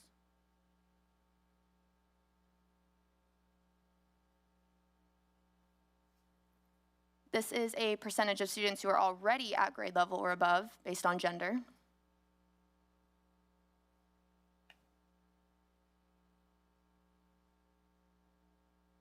And that will take us to our next group of subpopulations. I'm going to hand it over to my counterpart, Ms. Adeline Craddock. Thank you, Ms. Purveil. Good evening, team of 8. So this is our ELL breakdown. As you can see, we're about 10% difference of the ELL population and non-ELL students. Taking a look at this data, our ELL students did very well, far succeeding the national average. I want to draw focus to 7th grade ELA, 7th grade science, 8th grade ELA, and 8th grade science for more than doubling and tripling in comparison to the national average. This is a breakdown of the ELL students compared to the entire school. And those students who are at grade level or above. You can see this population is well below the grade level. This is a breakdown of our special education population. We have about 17 students that do receive special education services. And this is that comparison with the whole school and the U.S. population. Again, drawing focus to the 7th grade ELA in science and 8th grade ELA in science for more than doubling and tripling in comparison to the U.S. national average. This is the percentage of students in special education who grew at least 1.7 years. As you can see, they did very well. Again, 7th grade ELA science, 8th grade ELA in science. They grew more than 1.7 years, and that's very crucial for closing that gap. And this is the percentage of special education students who are already at grade level or above.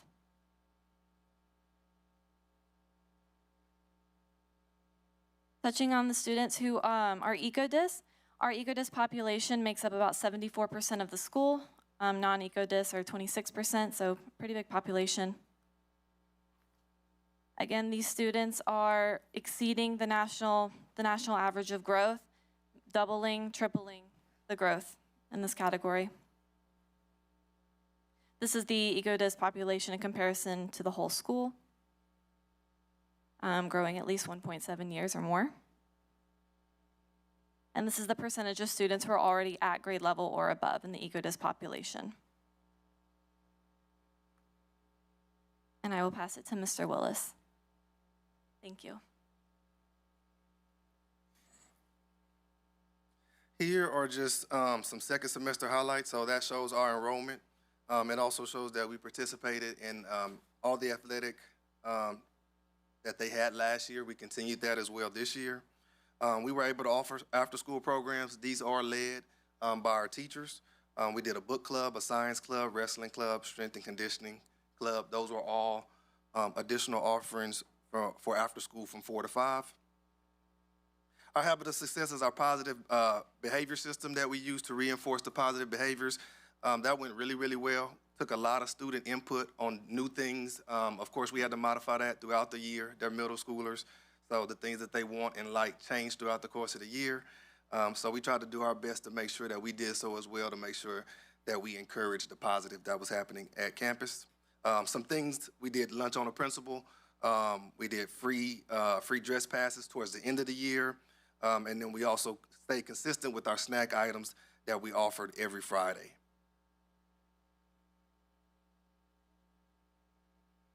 Also here at number 5, our campus events, we hosted a lot of parent engagement opportunities for our parents to not only come to campus, but also spend some time after school.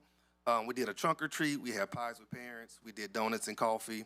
We also did celebrations for our students to recognize the growth that they were making throughout the course of the year. So we had a middle of the year celebration to celebrate the growth that they made from August to December with the dance. We also did an end of year celebration where we did, I don't even know the name of it. It was like a candy cup idea that they gave us input on. And they basically had a cup where they got to select all the candy that they could put in that cup. So that was part of the reward system as well. We also did a 2-day field day event to celebrate our end of year. Of course, we had our 8th grade graduation, and we even had a theater performance to end the year as well. Also, we were able to offer dyad opportunities. So that is an extension of our electives. That is where we get community members in our schools that have different professional areas of expertise. So we offered MMA throughout the course of the year. We offered cosmetology, photography, and art. All right. And then I also have a special guest here. So that concludes the PowerPoint presentation with data and things that happen on campus. But I would also like, before we start fielding questions, to just introduce you all to Ms. Miranda. Ms. Miranda is going to be taking over as the new principal next year. I've had the opportunity to work with Ms. Miranda very closely over the years, and so I know that Manor Middle School is going to be in very good hands with Ms. Miranda taking over as the new campus principal. Thank you, Mr. Willis. Good evening, Dr. Sormani and board members. My name is Dr. Elizabeth Miranda. I'm very happy to be here and excited to get this school year running. Thanks for having us. Awesome. Thank you. Welcome. Welcome, Dr. Miranda, and Mr. Willis, thank you also. I hear you're moving to San Antonio, so good luck to you. Yes, thank you and good luck. Welcome. Thank you. Thank you. Doctor, I'm sorry. It's okay, it just happened. All right. Yeah. We are here to also field any questions that you all may have. Okay, I know in terms of state accountability, I know the scores aren't coming in later this summer, but last week, preliminary scores came in? Yes, sir. Talk to me about those. The preliminary scores aligned a lot with the data that I showed you. Math and reading really well. We haven't got the science scores back yet, but with the growth that I was able to show you guys with our NWEA testing, we feel very confident that the science scores are going to come back really strong. Social studies is still an area of need when we saw that in our 8th grade scores as well. But I wouldn't say that I was surprised by any of the data, being that we are able to kind of use our map testing to kind of gauge where we'll fall. You don't want to go on the ledge and make a prediction? Give me a prediction. I knew that's what you would. I feel very confident that we'll get a C. Fingers crossed of hopefully maybe even getting higher. Yes, sir. I love the confidence. Fingers crossed. Oh, my God. May I ask, do you have any summer programs? We're offering summer school, so some students are required to come to summer school based on our MAP data and grades and data of whatnot. It's also optional. So if parents just want an opportunity for their student to get some extra learning over the summer, not stay in the house all day, do something more productive, they also have the option for that. And during summer school, we also offer electives and dieets that I mentioned. So it'll be like a regular school day. It actually starts on Wednesday, and it runs for about a month. Real quick regarding the summer school, do y'all invite the incoming sixth graders to join for middle school or for summer school? The elementary, yes. I wouldn't have thought of that. I like that. I was curious if you know off the top of your head your overall ADA for the year. No, I do not know off the top of my head. I know it was hovering around the mid-90s pretty much all year. Okay. All right. If there's no further questions, thank you very much. Thank you. Thank you so much. Good luck in San Antonio. Thank you. All right, we'll move on to 9.4, 2025-2026, Summative Monitoring Reports, GPMs and CPMs. Dr. Tammy Williams-Hill. All right. Hello again, team of 8. All right.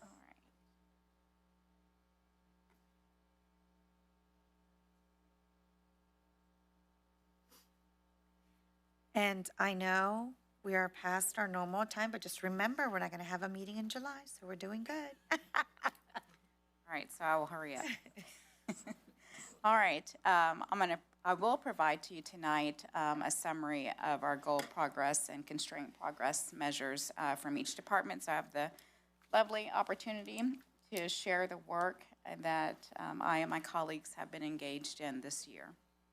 So what you have before you is constraint progress measure 1.1, and it's regarding the percentage of the teacher turnover rate as measured by taper.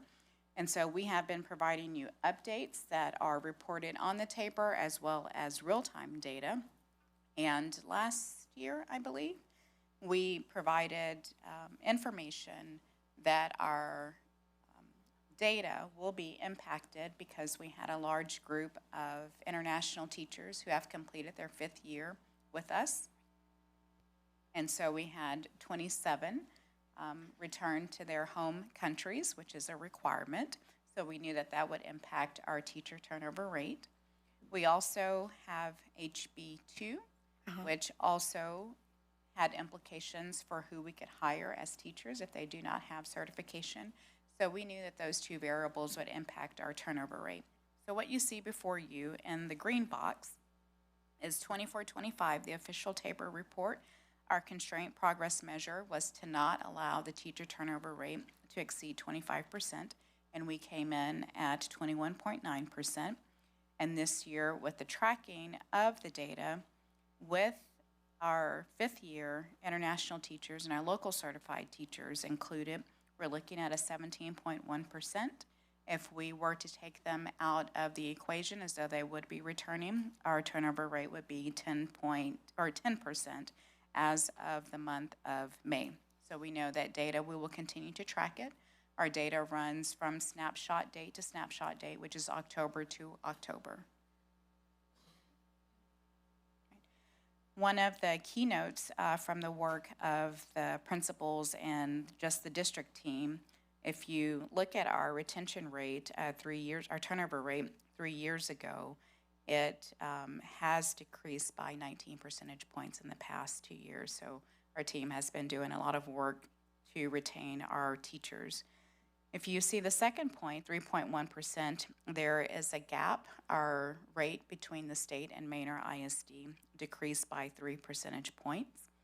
And 21.9%, that's the lowest retention turnover rate that we've had since my arrival. Constraint progress measure 2 did not allow the district to be fiscally unsound. You have the past 3 years data and that percentage, and you will see for our attendance rate, it focuses on our attendance rate. And this year, as of the last reporting of May, we declined in our attendance rate by 0.81 percentage points. The next graph shows over those 3 years how our attendance rate has changed. You will see highlighted in the blue as well as the purple. May I ask a question? Yes. Looking at the trend as far as attendance rate goes and the fact that we've dropped below our starting point in 2023, have we looked into a root cause analysis that may be leading to this result? I will turn it over to Dr. Harvey to talk about the data that his team has looked at regarding an actual true root cause analysis. Good evening, team of 8. Good evening. So we did look at, start collecting data in regards to when the attendance started to drop. And so we noticed that as we had an increase of behavior in the second and third 6 weeks, we started seeing those attendance periods also go down. In that time period, I'm not saying it's a root cause, it's just correlation data that we discovered. We also noticed there was a correlation with the the flu and those things that happen in the spring during those time periods. And so we continued to check in with the principals to see what their plans were, and we noticed that there was some campuses that were doing well, had pretty robust attendance plans and intervention plans, incentive plans for students to be rewarded for showing up to camp to school, and others did not have as much.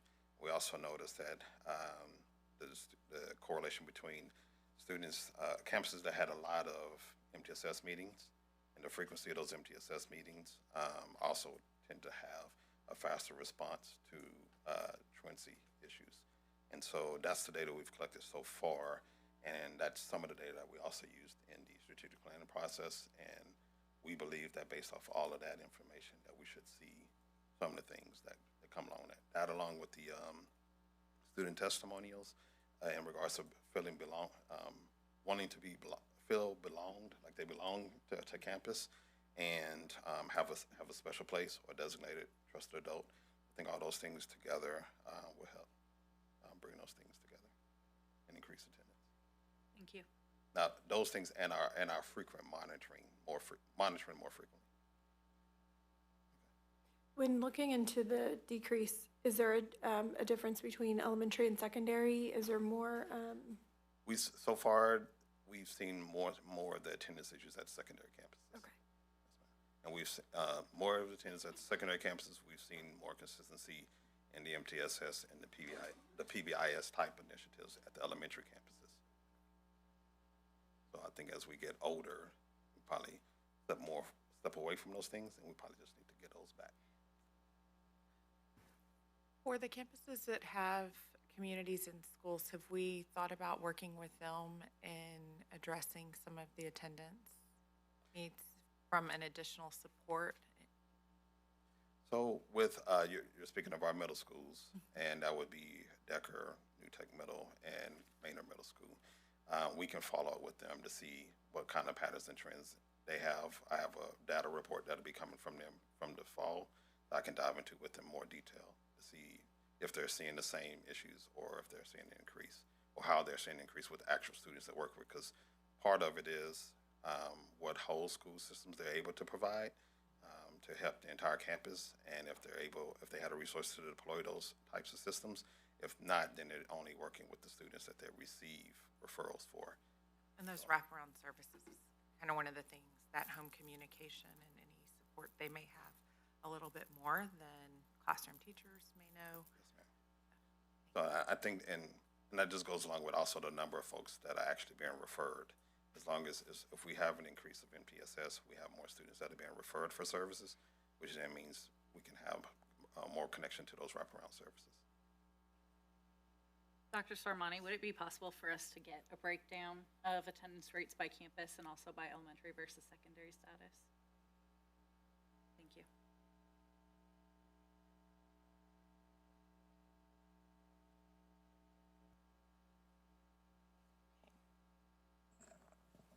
All right, so our next constraint progress measure that involves not allowing the district to become fiscally unsound. It's in regards to the unassigned general fund balance to not decrease below 60 days. And so we are, as of last June 2025, we had a fund balance of 38 days, which was 1.3 months of operating expenses. When we go to the second slide, we have the projections there. We, as of May, look like we may meet or maybe even exceed that fund balance of 16.4% for this year. Moises will provide a more detailed update in his presentation moving forward. But our 2-year plan over the next 2 years is to attain the goal of a little over 30% so that we can meet our constraint progress measure by 2027, 2028, which is the target outline, which is the equivalent, I believe, of 114 days, which will exceed our 60 and 90 days. Constraint progress measure 2, more data, and you will see in the highlighted yellow for the 25-26 school year, the constraint progress measure at 15.2. Our goal is at 16.4, but he will provide updated information later in his presentation. And by 2027-2028, we are set to double the CPM goal, or almost double the CPM goal of 16.4%. Constraint progress measure 3, the data for that will come out later this fall in August. Based upon the TA ratings, what you have before you are the scores from the 2025 school year.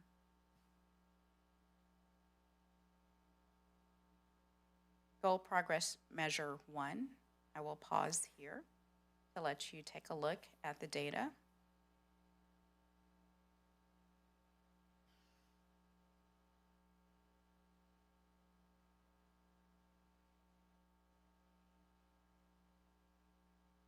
Essentially, in summary, there was progress made across all grade levels from the beginning of the year to the end of the year assessment.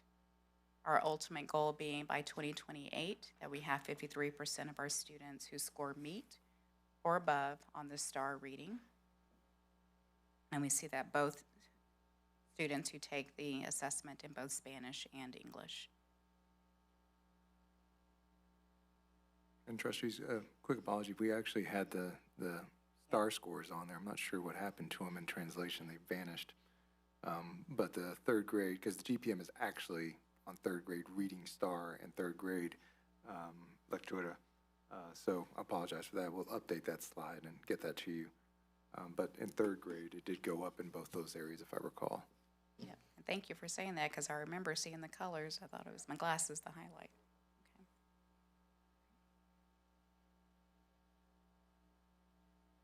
And the same was true for goal progress measure 2 with the updated data. We'll get that added back for you. Or we'll give you that information in a different format.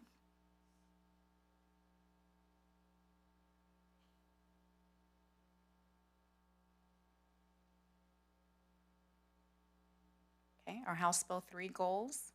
Goal progress measure 3.1 is around TSI compliance in English and math, the TSIA, SAT, and ACT, or the English and Math College Prep courses. You will see in 2025 in blue, that was the report from the accountability data. As we track data in real time for 2026, our GPM 3.1 is set at 50%. Right now we're tracking in our system 73%, which is an improvement from the April data that we provided for you just a few months ago at 38%.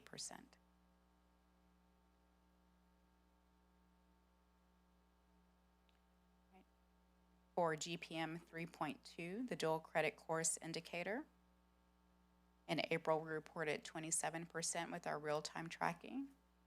As of last month, we're at 32%.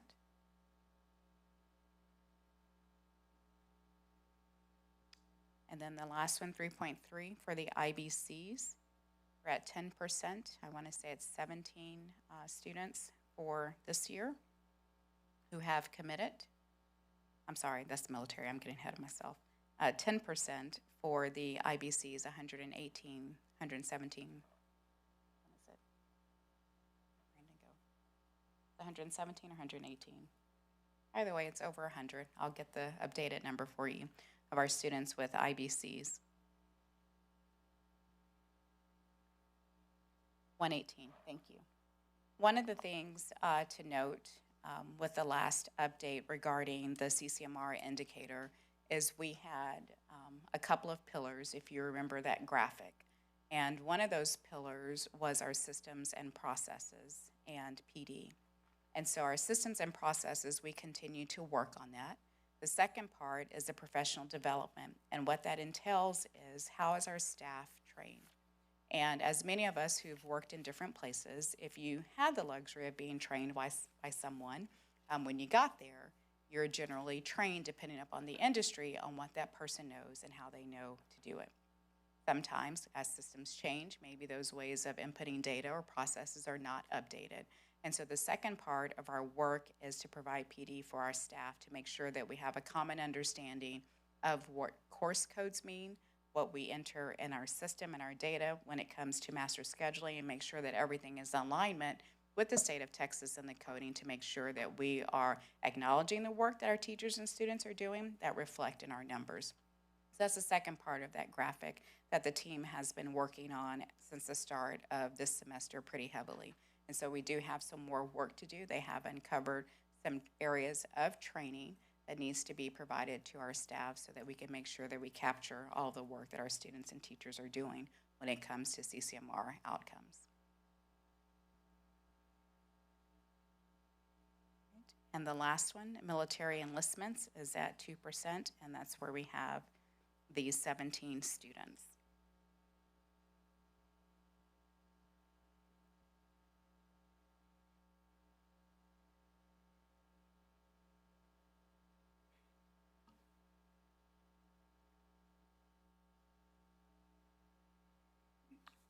Questions, if any, do you have? Yes, a question regarding to the retention. You share the data across the teachers. Do you have an overview of the entire district? Yes, and I will send that to you. I found a little bit of error in the formula that we're working out, and we started tracking for all employees 2 years ago. Okay. In regards to our academic data, although I appreciate the apology as far as not having STAR data, but as an early literacy person, I definitely appreciated having it broken down by grade level. My question is regarding our RLA data. What are we doing to ensure our teachers are receiving solid professional development and support in their foundational literacy practices? Because if we're not seeing gain by 1 or 2% is not going to be enough to make sure that they are ready to be successful moving into third grade and above. So my question is, how do we make sure that we are really giving them the support and resources they need to effectively teach our students those foundational skills? So as a person new to this area who's transitioning over, I can tell you what I know broadly and what the team has been working on. And if that's not sufficient, I'll call up Dr. Doyle to give some more details. So one of the pieces of the strategic plan is to be intentional about it and looking at the data. So what the teams have been working on is a year-long professional development plan that, based upon the data, identifying the needs of what teachers need to receive and drilling it down to these data sources as well as other data sources that tell us which standards the students are mastering. That's the first step. You may say that that is how it should be, and you're right, it is how it should be, but that's not necessarily how we've been operating and planning ahead and making sure that professional development is targeted and intentional, and there is time carved out for it. So this week we're starting with the principals with the PD, and Jolynn Ibarra has also been helping with that, as well as Missy and Dr. Hawkins. So the team of 4 have been planning to start with the principals. So the PD plan is set based upon the data, those test and assessment data of students, drilling down by campuses. The second part of that work is for our campus principals to conduct their campus needs assessment, which involves looking at the data that's specific to their campus. With the district-wide PD plan, the principals have to decide if that PD is going to be enough for their respective campuses, and if not, what targeted PD needs to be included in their campus improvement plan to address those needs that have been demonstrated about which standards the students are or are not meeting, and what grade level and what content area. And may I also push a little further on that? I know that not every administrator is an expert in the same subjects or grade levels. As far as foundational literacy goes, are we ensuring that we are providing training and understanding around how to view the individual categories of those literacy assessments so they can determine if PD needs to be focused more on phonemic awareness versus decoding, and to really help them to be able to dig deep into the needs of the teachers and students? Yep, and I'm gonna step out of my lane to the left. And I have heard those conversations, and I know they're being had by our district administrators as identifying that as an exact need for principals. How do we know what our principals know and what they don't know? And if they don't know, what supports are we providing for them to drill down and be able to identify that when you do a walkthrough in a fifth grade classroom, how do you know that the teacher is actually teaching those standards and that they're able to determine what the teacher is teaching is correct, because they actually may be teaching a standard from the third grade? And how do you know that the principal knows that the teacher may or may not know if they're teaching phonemic awareness correctly and that they're drilling down the standards? So I'll call Dr. Doyle up here to give you more details than I can. Thank you. In addition to Dr. Williams-Hill, we are doing 2 days of professional development when we come back to school.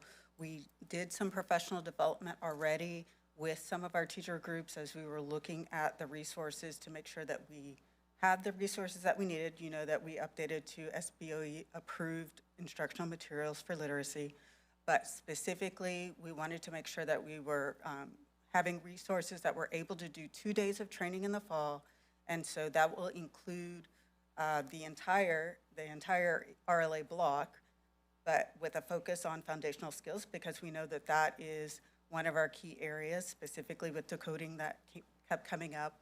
The second day will be on PLC, so exactly what Dr. Williams-Hill said is how do we look at our data and how do we make instructional decisions, and what do we do when we're looking at interventions.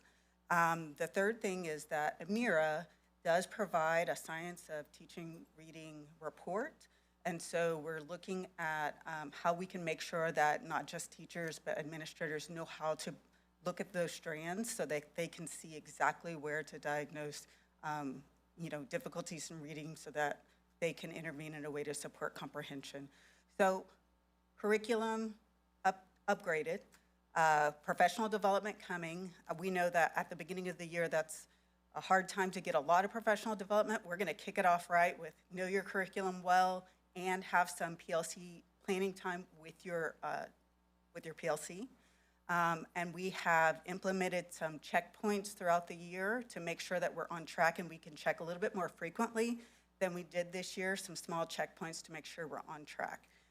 And so we will supplement with our foundational skills curriculum as well in K1, 2, and 3. And so that way we make sure teachers have everything they need to provide explicit direct phonics instruction. And although this isn't like, I'm just never going to stop asking questions, this isn't something that has directly to do with this presentation, so I don't expect an answer now. But it did get me curious as to what our completion rate looks like for the reading academies for this last school year, and then what our enrollment is going to look like for the following school year as far as getting that support as well. Right. So by now, since the reading academies have been out for many years, most of our teachers, unless they're coming in new to their profession, have completed those, and that carries with them from district to district. So we look at a cohort every year of teachers to enroll in the reading academies, and if teachers have joined us after the start of the year or the launch of the cohorts, then we put them on for the next year. We have a high rate of completion, and it's really because our provider, our authorized provider for that is Region 13, and they have cohort leaders, and they push, to make sure that they're completing the modules and the artifacts, and that people are getting feedback on those and making sure they're completing it within the time allotted. We get reports regularly on how that's going, and when we see that someone is not up to date with the module completion or with the artifact completion, then we intervene and we make sure that the principal knows, hey, there's someone on your campus that needs support, so we support the cohort leaders in that. So we get regular reports on their progress. I would say the only ones who didn't complete this year were the ones who, there was a couple of situations where people had decided that they weren't going to return. And so that's unfortunate because we know you'll need that wherever you go, but it was rare cases like that. For the most part, we have very good cohort leaders from Region 13, and they're getting through the academies. Thank you. Yes, ma'am. I had a quick follow-up question with the foundational skills PD. Like Third Future was saying, with Manor Middle, we know that kids are 2, 3, 4 years behind. Do you have an optional PD for 4th, 5th, even 6th grade middle school teachers to go to learn how to teach those foundational skills when they might get a 6th grader on a 3rd grade reading level? Yes, ma'am. So our foundational skills are actually K-5. We just had a different supplement for K-3. So we are preparing our teachers for delivering foundational skills instruction K-5. We're also making sure that we're working with interventionists who should be directly impacting students' ability to attain those skills so that they can move on to comprehension. But for our, particularly our secondary teachers, I don't know if Michelle's here, she's helping us, and I think Jolynn might also be helping with a training that's like, I'm not a reading teacher, yet my students need to learn how to read. And so we're working with secondary teachers. We actually started this past January 5th or 6th, whenever our PD day was, on helping teachers who have students that they're beyond foundational skills relearn how they're going to train kids to be readers. We are also looking at additional intervention curriculum to support students who are beyond 3rd grade who still need support with foundational skills. Thank you. And I know you have a literacy background, so if you have any recommendations, I'm going to look for that. Training, lots of training. Yes, ma'am. Yes. Yeah, and we're gonna, like I said, we're gonna capture everyone in for at least 2 days of literacy PD in the beginning of the year, and then we're gonna have some trailer trainings. And so we're gonna make sure that people have multiple opportunities, but to start off the year, 2 days straight of, I know my curriculum deeply, work with my PLC, run the protocols, and have planning time right there.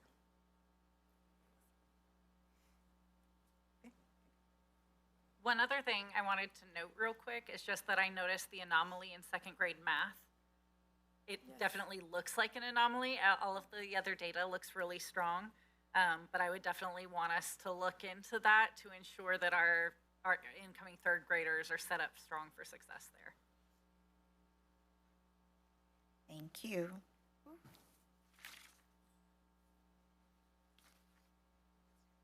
Any further questions?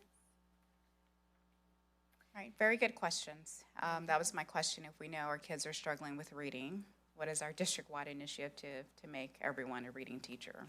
And so that is critical and something that we cannot wait for. Awesome. Wonderful. Well, thank you so much. Thank you. We'll go ahead and move on to the next agenda item. 9.5, discussion of the 2027 tax rate.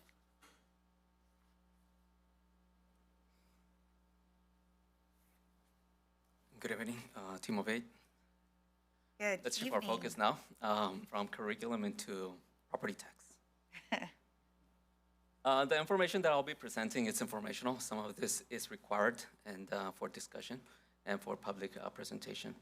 So the first item that I'll be talking about is the calculation of the INS tax rate, or your debt service tax rate. Last year's legislature was mainly focused or heavily focused on the calculation of the minimum required to calculate your debt service tax rate. So that's kind of the Senate Bill 14 was about, the calculation of what the minimum required tax rate is to do your annual payment. There are 5 elements that must be implemented or in part of the motion that the board has to take when we adopt the tax rate. We're not going to take any action tonight. This is mainly for the August board meeting, but I'm giving you this informational as I've been in the previous months on the Big Rocks reports.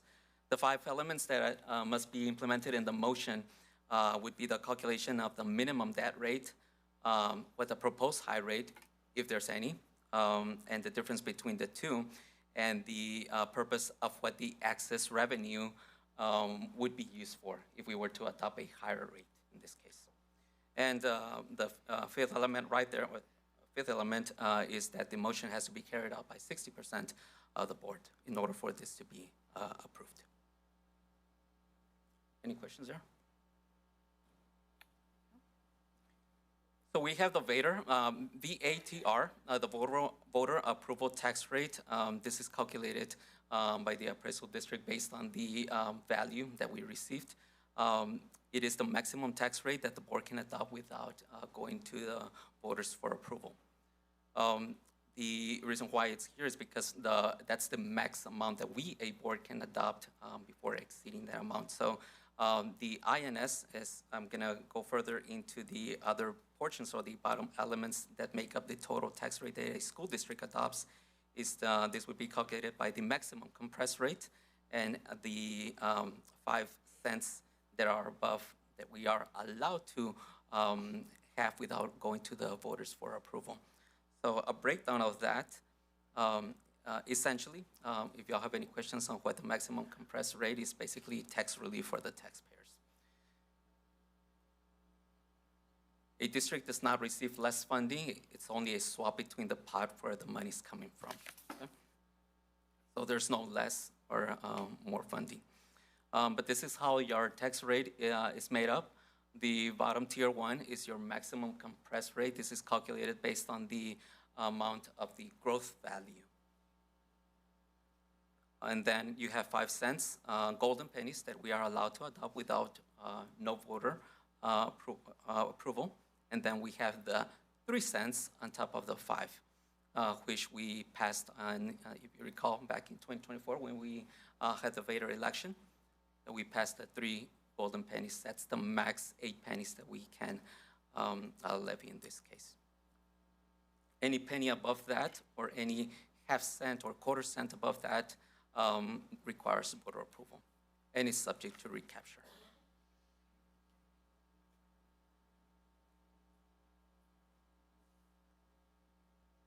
Your maximum compressed rate is the bottom level of tier 1. In this case, we have an unofficial MCR, which essentially means that whatever our calculation is telling us right now based on the growth, that's how we're gonna have to adjust our M&O tax rate. If you're, in this case, our unofficial is calculated at 0.6254, and I have the graph right here. Our last year, 25-26, is 0.6313, and then our M&O rate is 71 cents. That's official. This one, for this current year, does not become official until the beginning, early August, when every school district submits their MCR rate and the TA gets an average across the state. So that's when that one becomes official. A school district is required to adopt the lesser of both. So if the MCR rate comes calculated less versus our calculated M&O, we have to go by what our less amount is. In this case, since our MCR is being calculated at 62.54, our M&O rate would have to be reduced by the same amount that the compressed rate is being reduced or compressed.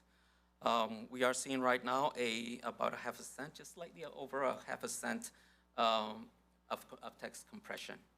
That's still unofficial, but if that's the case, if our MCR rates becomes official at around that rate, we're gonna see a lesser M&O tax rate, which means also another tax savings for the homeowner. On the bottom one, it's the INS. We're currently at 37 cents, and just for demonstration purposes, we added a 1 cent in there. If you were curious just to know how much a 1 cent generates about 1.1 million in tax revenue. So you can have an idea more or less of what half a cent does.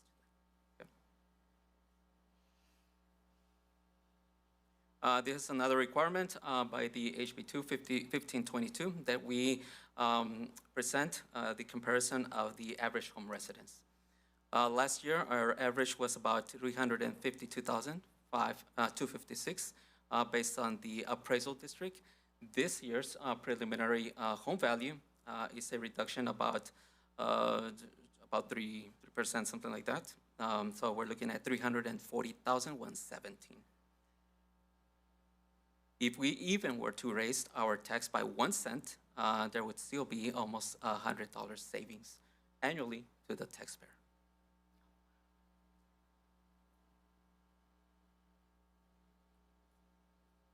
Do you all have any questions on the tax rate before I move on to the monthly report? Any questions? No? Okay, go ahead.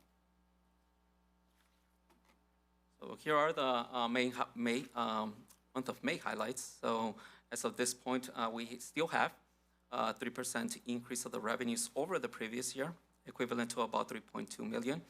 Our year-to-date expenditures are still under by 9%, or 9.2 million year over year. As of the end of the month, we have an unaudited general fund balance of 27.9 or almost 30 million, which is equivalent to about 3.19 operating months. Keep in mind that we still have one more month to go, June, and we normally run about 8 to 9 million per month. So just an estimate, reduce that amount from the current unassigned fund balance. Our actual cash on hand at the bank at the end of the month was 33.4 million. And this one, by the end of the month, we should be seeing at about 2 point something in reserves, which is the reason why we're here also tonight to request for additional borrowing to help us operate within the remainder of months until we start receiving revenues in late November or early December.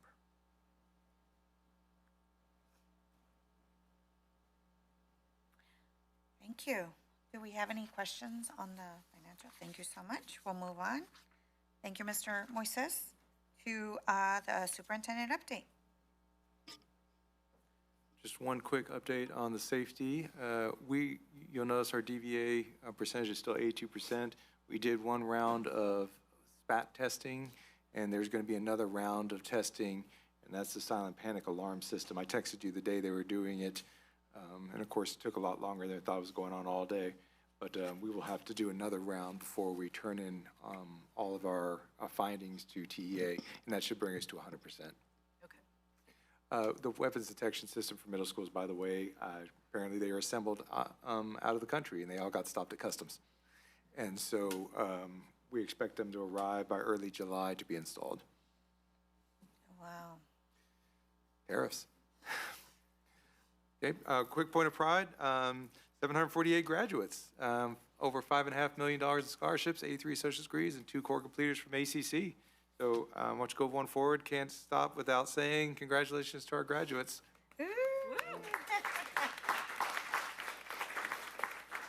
That's my baby in the top right picture, just in case.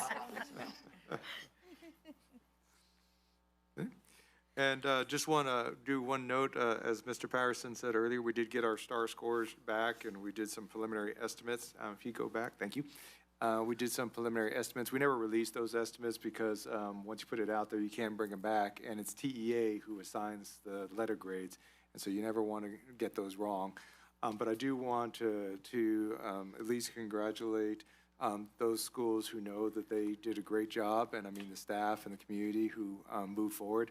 And then there are some schools where we're going to have to do some work on too, as well. I do need to mention one school in particular. Decker Elementary School, by our predictions, are right on the edge.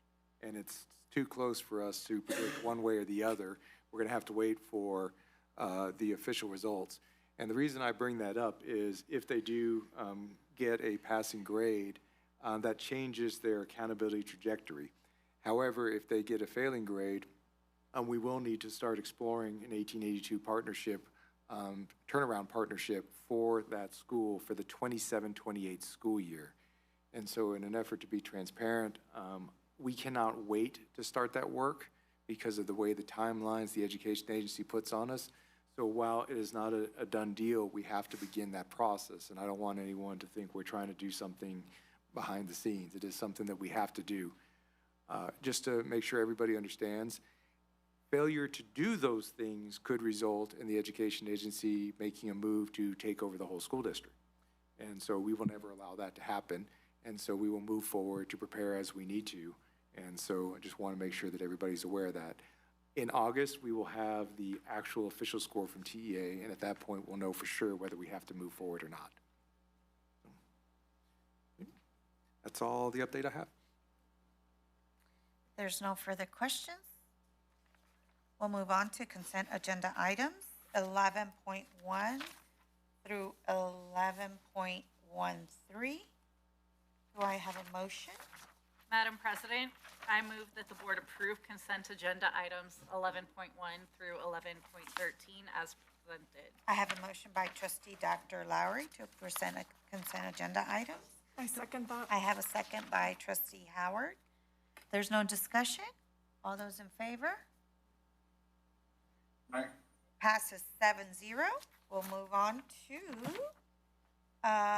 action item 12.1, consideration and possible approval of a resolution authorizing the issuance, sale, and delivery of Manor Independent School District Maintenance Tax Note Series 2026 and approving other matters incident and related thereto. And we have our financial advisor, Mr. Gonzalez, is here from Estrada Hinojosa, who can, he has some things that he needs to say publicly before we have a vote. And he will also present the rates of the banks that were offered to us. And so we'll give him a moment to do that. I believe Mr. Santiago is going to pass around some official documents for you. Thank you.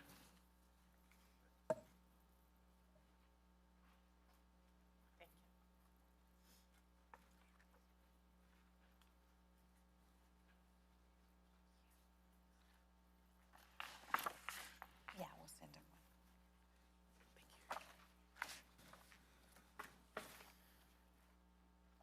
And this is also on the presentation, right? Correct. So you'll have it, Mr. Trustee Martinez, also. It's on the presentation. Yeah. Thank you. Good evening. Board members, Dr. Sormani, for the record, my name is Don Gonzalez with Estrada Hinojosa. We serve as the district's financial advisor and happy to be here this evening.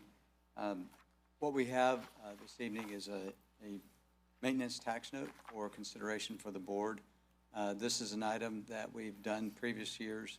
It allows the district to address a cash flow shortfall that has been happening not only with this district, but many other districts related to the timing of when the state actually funds school districts and the state's year end. So the state's year end is August, and the school district's year end is June. And what the state does not want to do is have funds going out in the month of August.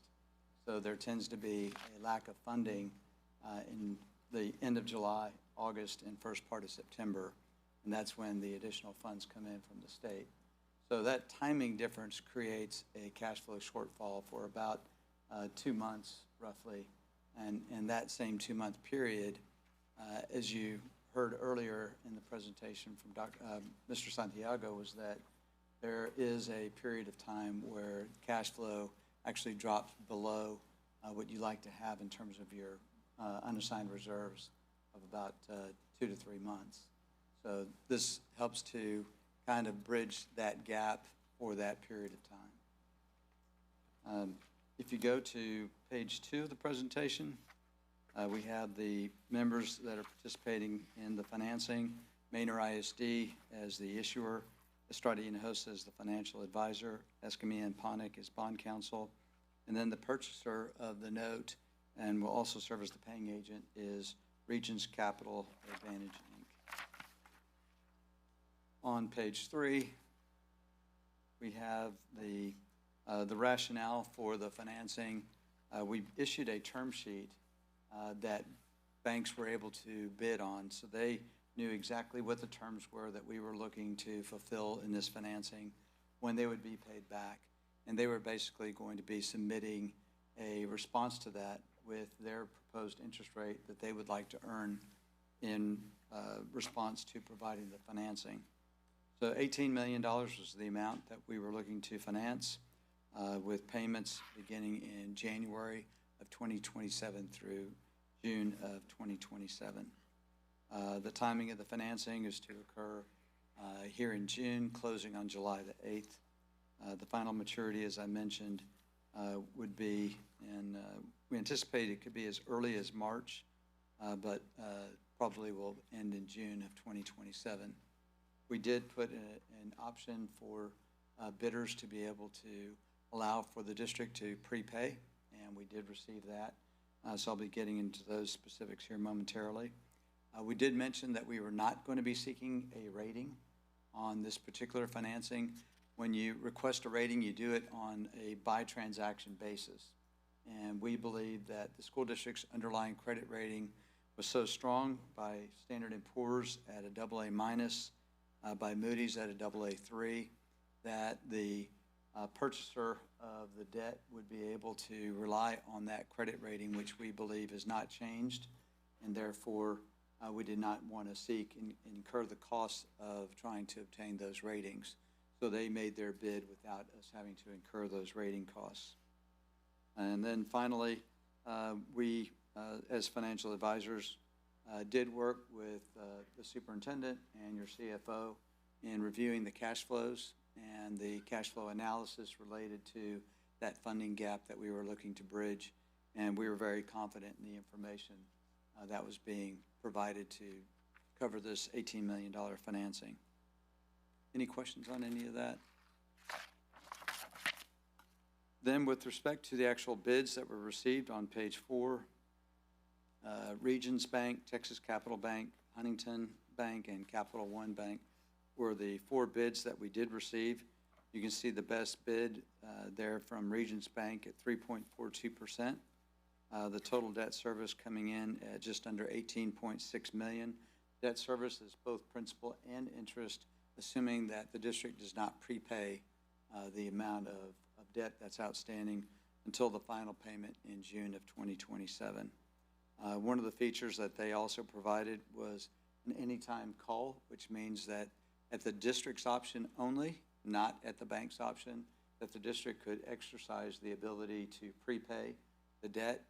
You pick the date, we give them notice, and then we'd be able to prepay that without any additional costs, fees, or any sort. They are going to serve as their own paying agent, which makes sense. There's basically a maximum of 6 payments, so they would bill the district for those 6 payments unless the district were to prepay. And then their legal counsel is going to be charging about $3,500 to review the documents. So very much in line, and as you can see, compared to the other 3 bids, was the best bid and one that we recommend as accepting by the district. Any questions on that? We have just a couple of more pages to go.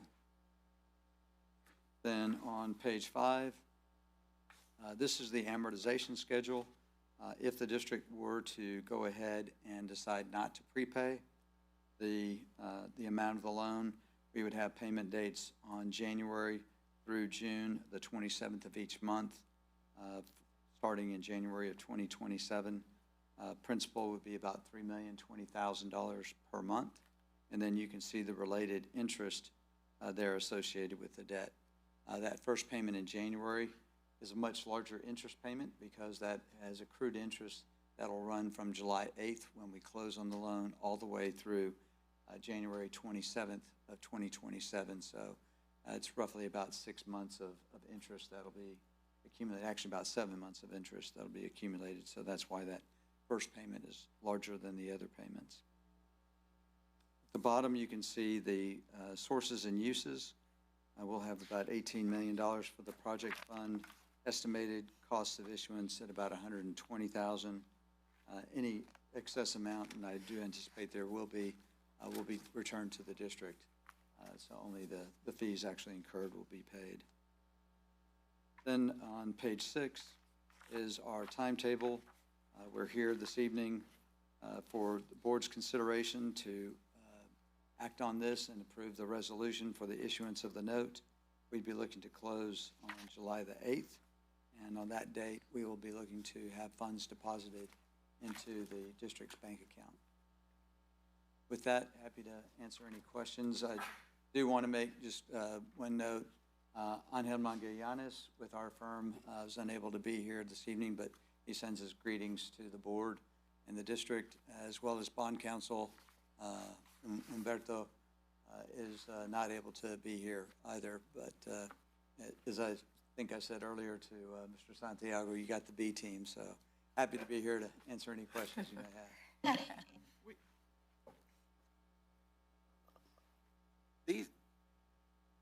This is an example of the loans that we've been getting the last few years and paying them off early. So what is our strategy in terms of paying this one off early?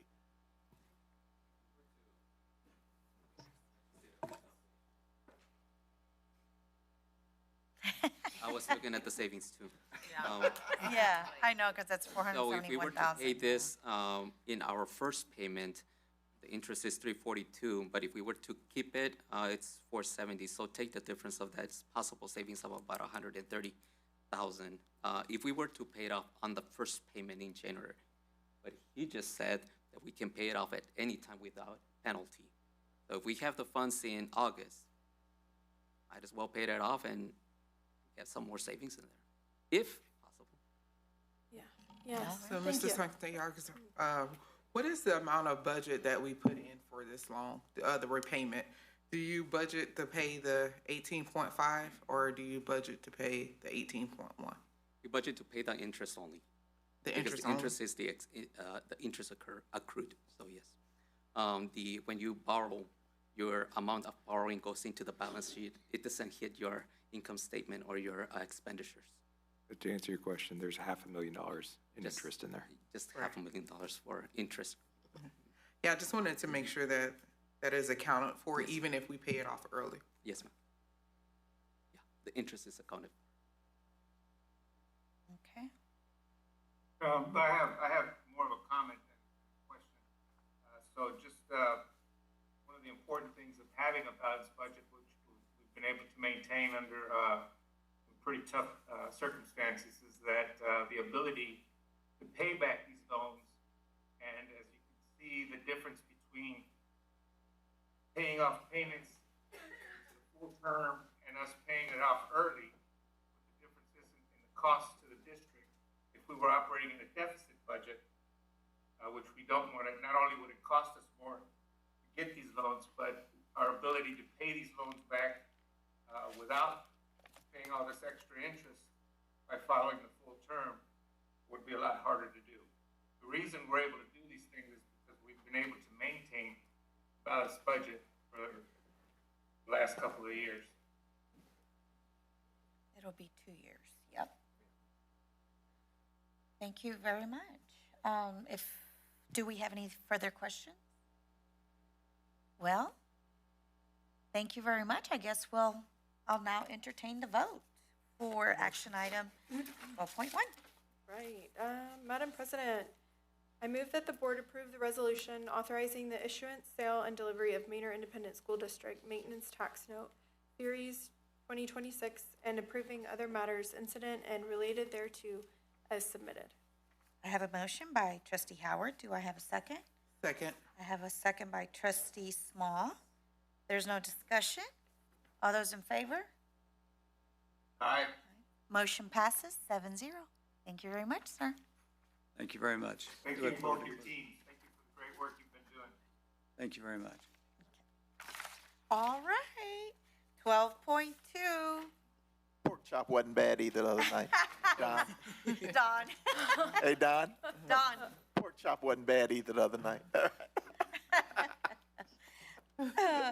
Okay, so 12.2, consideration approval of 2026-2027 Manor ISD budget. Madam President, Present. do we have to present? I do need to highlight a couple of things prior to All right. presentations. Oh, we're ready to move on. It said balance, so I was like, okay. Yes, all the summary information, of course, has been posted online for everyone to see, and some of it Mr. Santiago's gone over during our financial highlights. So I am going to go to the highlight page, and then any questions that you have in particular about the budget, you're more than welcome to ask. We've also got, I couldn't figure out how to make it any bigger, but in your folder, there's actually copies of the actual budget itself. So if you go ahead and move forward.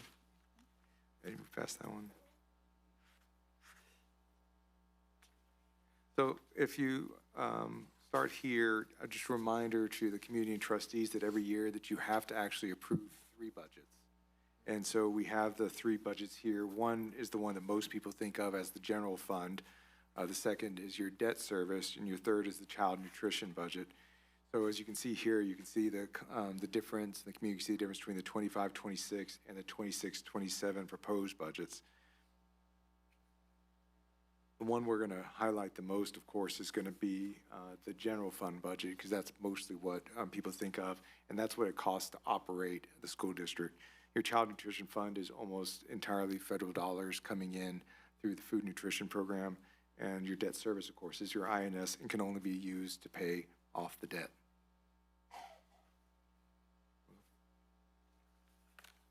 I'm going to turn back over to Mr. Santiago if you want to do any highlights. This is the actual general operating budget. Yeah. So the highlight that I wanted to do on the previous screen was your reduction in the recapture state revenue amount. That's a one-time revenue that we don't have again. So that's the reason why you see a decrease of 4.5 million. Okay. So it's not that we are reducing our state funding as a result of current numbers. It's a result of the audit, those one-time payments. What we have here is the total summary of the budget by function.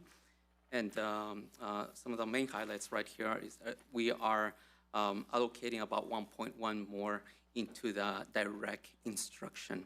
This is a combination of salaries, contracted services, general supplies, anything that goes directly to service the students. Function 31 and 32, those are for counseling and social services. We're increasing that budget by about 250,000. And we also have in there some operational savings with regard to the functions 34, transportation. Implementing the hub system will save the district about 324,000 in the overall transportation department. We also have some deferred costs in here for HVAC repairs. We are hoping that our bond passes, and we can fund those repairs.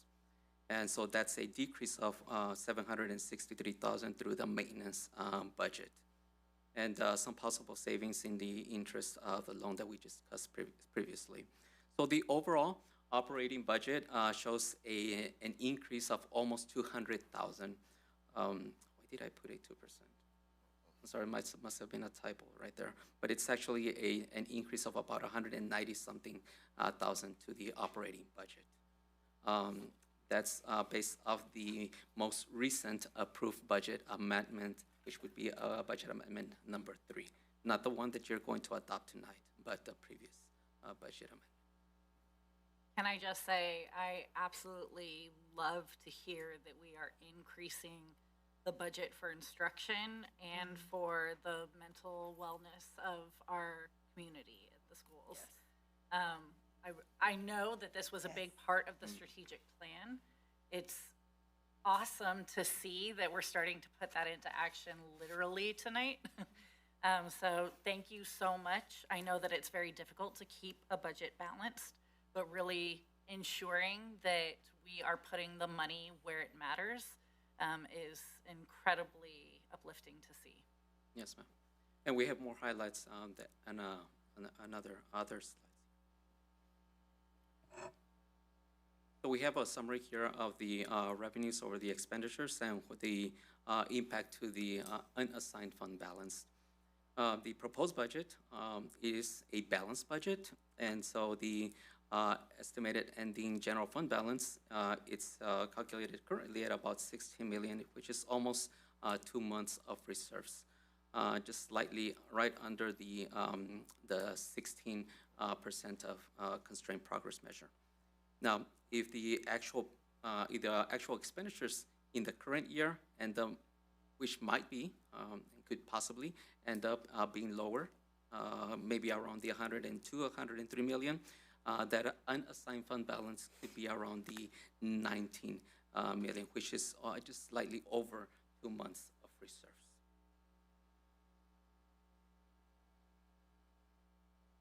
Any questions?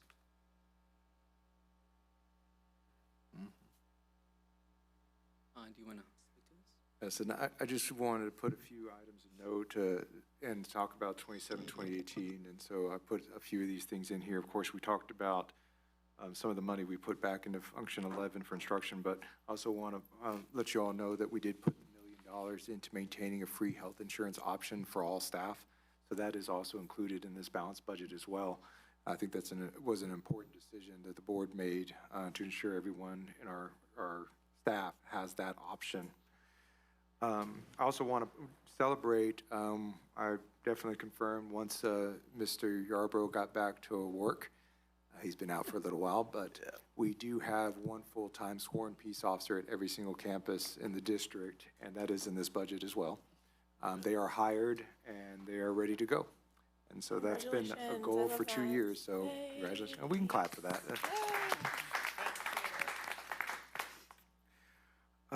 I did want to just point out a couple of assumptions we made in this budget.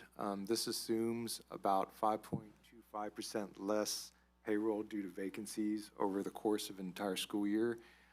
We have not done that while I've been here to put that directly in there, but I want to point out that I had to make that because one of the things that we're struggling to balance this budget, and I'll talk more about that in a moment, is I don't want to cut something that we need if I know we're probably going to have a vacancy to cover that. So in the past, one of the reasons why we actually are going to have a surplus budget this year is because we don't take into account all those vacancies. So it's kind of like pretending like we don't see that, and in the end, we put money back in the fund balance, which is incredibly important, as Mr. Martinez said. That is the money that's going to eventually keep us from having to take any loans at all, ever. And so putting that money back is real important. But we're really getting to the point where it's getting really hard not to take that into account and still balance the budget. As you see, last year, we were estimating about a 7% reduction in payroll due to vacancies, but we're only assuming 5% this year because we want to be conservative in that.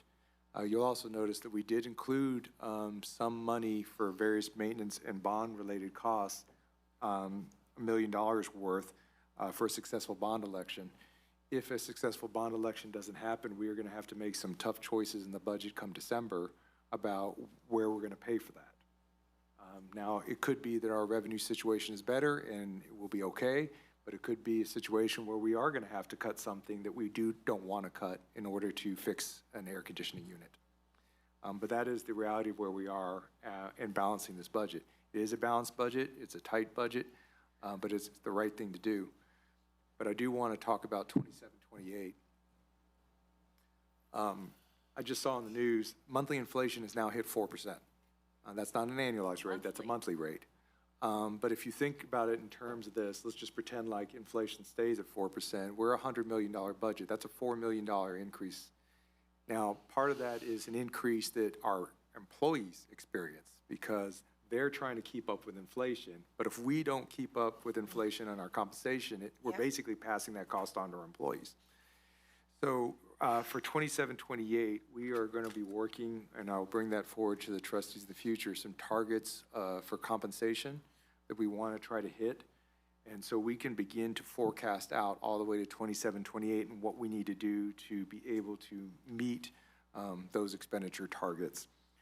Now, all this I'm doing right now, I'm assuming there's no new revenues right now. Now, obviously, some things can change, but it is a legislative year, but I think the safest thing is to assume we're going to have no new revenues, which means the only way we're going to balance the budget and address inflation is we have to cut expenditures, which I know most people probably look at that line. School consolidation is a real possibility in 27-28 for us. That is something that we are going to have to consider if we're going to continue to keep up with inflation and compensating our employees the way we know they need to be compensated.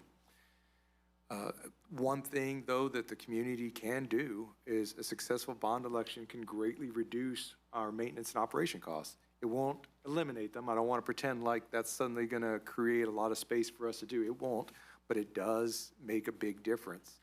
And all I have to say is, we spend $1.5 million this year on fixing air conditioning units.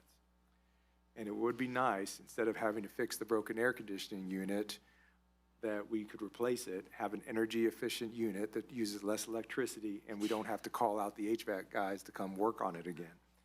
And so I want to emphasize that is one way that our community and our staff can support us going into 27, 28. Want to stop there before we go on to what really is a celebration of a balanced budget, if there are any questions about the 27, 28 or anything that I highlighted. Just a quick. I'm sorry, go ahead, President. No, it's okay. Just real quick, I know on the last bullet point, successful bond election. Can you give us our bond capacity as well? I know that wasn't brought up, and I just remembered. And what that would look like, because there's a lot of variables in it. That is correct. That is going back to what I was saying about getting different tax rates and what that bonding capacity could look like potentially. I'll give you a large range just to give you an idea. If you don't raise taxes right now, you're looking at somewhere around the $300 million range of bonding capacity. The committee brought forward to you, I'm talking about the Citizens Committee, brought forward $437 million worth of things that they think need to be done. And obviously there's a gap there that's going to have to be addressed. And that portion of the gap is kind of my question as well, because the other part of it is like, whatever, if we're considering or if it's feasible to go ahead and pay off some of the old debt and how that looks like. Well, and then if that can help us close that gap with the actual bond capacity with a proposed capacity that will include that tax rate increase, what that would look like. So that's what I'm saying. There's different variables, and I'm just curious to make sure when we will get that. I know we don't have a meeting in July, but I know during all that time you guys are going to be in action. That's correct, and I'll actually be passing that information along. That is tomorrow's meeting. We'll be working on that very set of scenarios to be, and probably when I have the timeline, I could probably pass that along to you all as well so that you can review it in anticipation of discussing it in public. Thank you. So that's a huge component. Paying off, tax rate, how it all, unwinds. Thank you so much. Mr. Trustee Martinez, you had a question? Oh, yeah, Madam President. I just wanted to say that, our goal as a district doesn't change.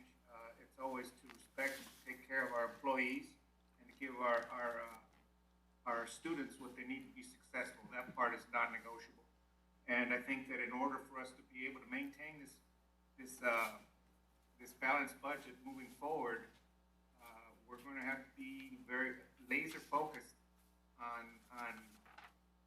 where we are strategically, where we put our resources as far as maintaining our facilities and how we're spending it. Our whole view of how we're operating day to day has to be that way, or it's just not going to happen unless we focus on that way and our minds are set on absolutely saving every penny on anything other than the non-negotiable. So I think moving forward as a board, that's the way we all need to focus on when the information is presented to us by our teams and the things that we have to vote on. I think that's going to be the mindset, is that we have to be super strategic as to where we allocate and how we manage our facilities. Yes, thank you very much, Trustee Martinez. And once again, thank you for all your work on everything that we're trying to do to try to balance this budget. And this team has been very focused on that. And like a lot of districts across the state of Texas, we're in a difficult situation to make all these difficult decisions with the little to no funding or take away of funding in public education. And the reason I'm saying that is because I know our team really wants to make sure our educators are taken care of, you know, in every way possible. And we're working really hard on this. And our community needs to help us as well, make sure that we come together and help us with the situation that we are in, so we can really truly compensate the educators that will be leading our students. So, In short, when we start talking bond in the fall, we really need the community support. It's simple as that. well, I want to show appreciation. I'm very grateful. I know this has been a longer meeting than usual, but guess what? We squeezed in 2 meetings in one in June, so regardless, we did very good. And I want to, if I could, To vote. Yeah. so could I give one quick compliment? Because not everybody watches board meetings and knows what happens, so I would like to bring something out. As a team of 8, your focus on having a balanced budget allows us to do this much more quickly than you see in other districts. And while this meeting went long, I would say 75% of the time we're talking about instruction and kids. Yep. So compliments to you all, and that's because of the hard work you do behind the scenes all the time. So let's balance this budget. Well, I will take a motion, the long-awaited motion that saved the best for last. All right, and I'm glad to give it. I move that the board approve the 26-27 Manor Independent School District balanced budget as presented. Do I have a second? Second. Second from trustee Stacy and several other trustees too. All those in favor? Motion passes 7-0. Thank you, trustees, again. Together, team of 8, we're gonna get through this, so thank you. Next scheduled board meeting, confirmation of the regular board meeting is August 17th. We might have some board workshops in August to continue further discussing possible bonds and how that may look like, so we'll update you. Now, I will entertain a motion to adjourn. Madam President, the save the best for last, I move to adjourn the meeting. I second that. I have a motion by trustee Small to adjourn at 9:07 PM, a second by trustee Howard. All those in favor? Aye. Motion passes 7-0 and 9:07. 2 meetings and 1. Okay.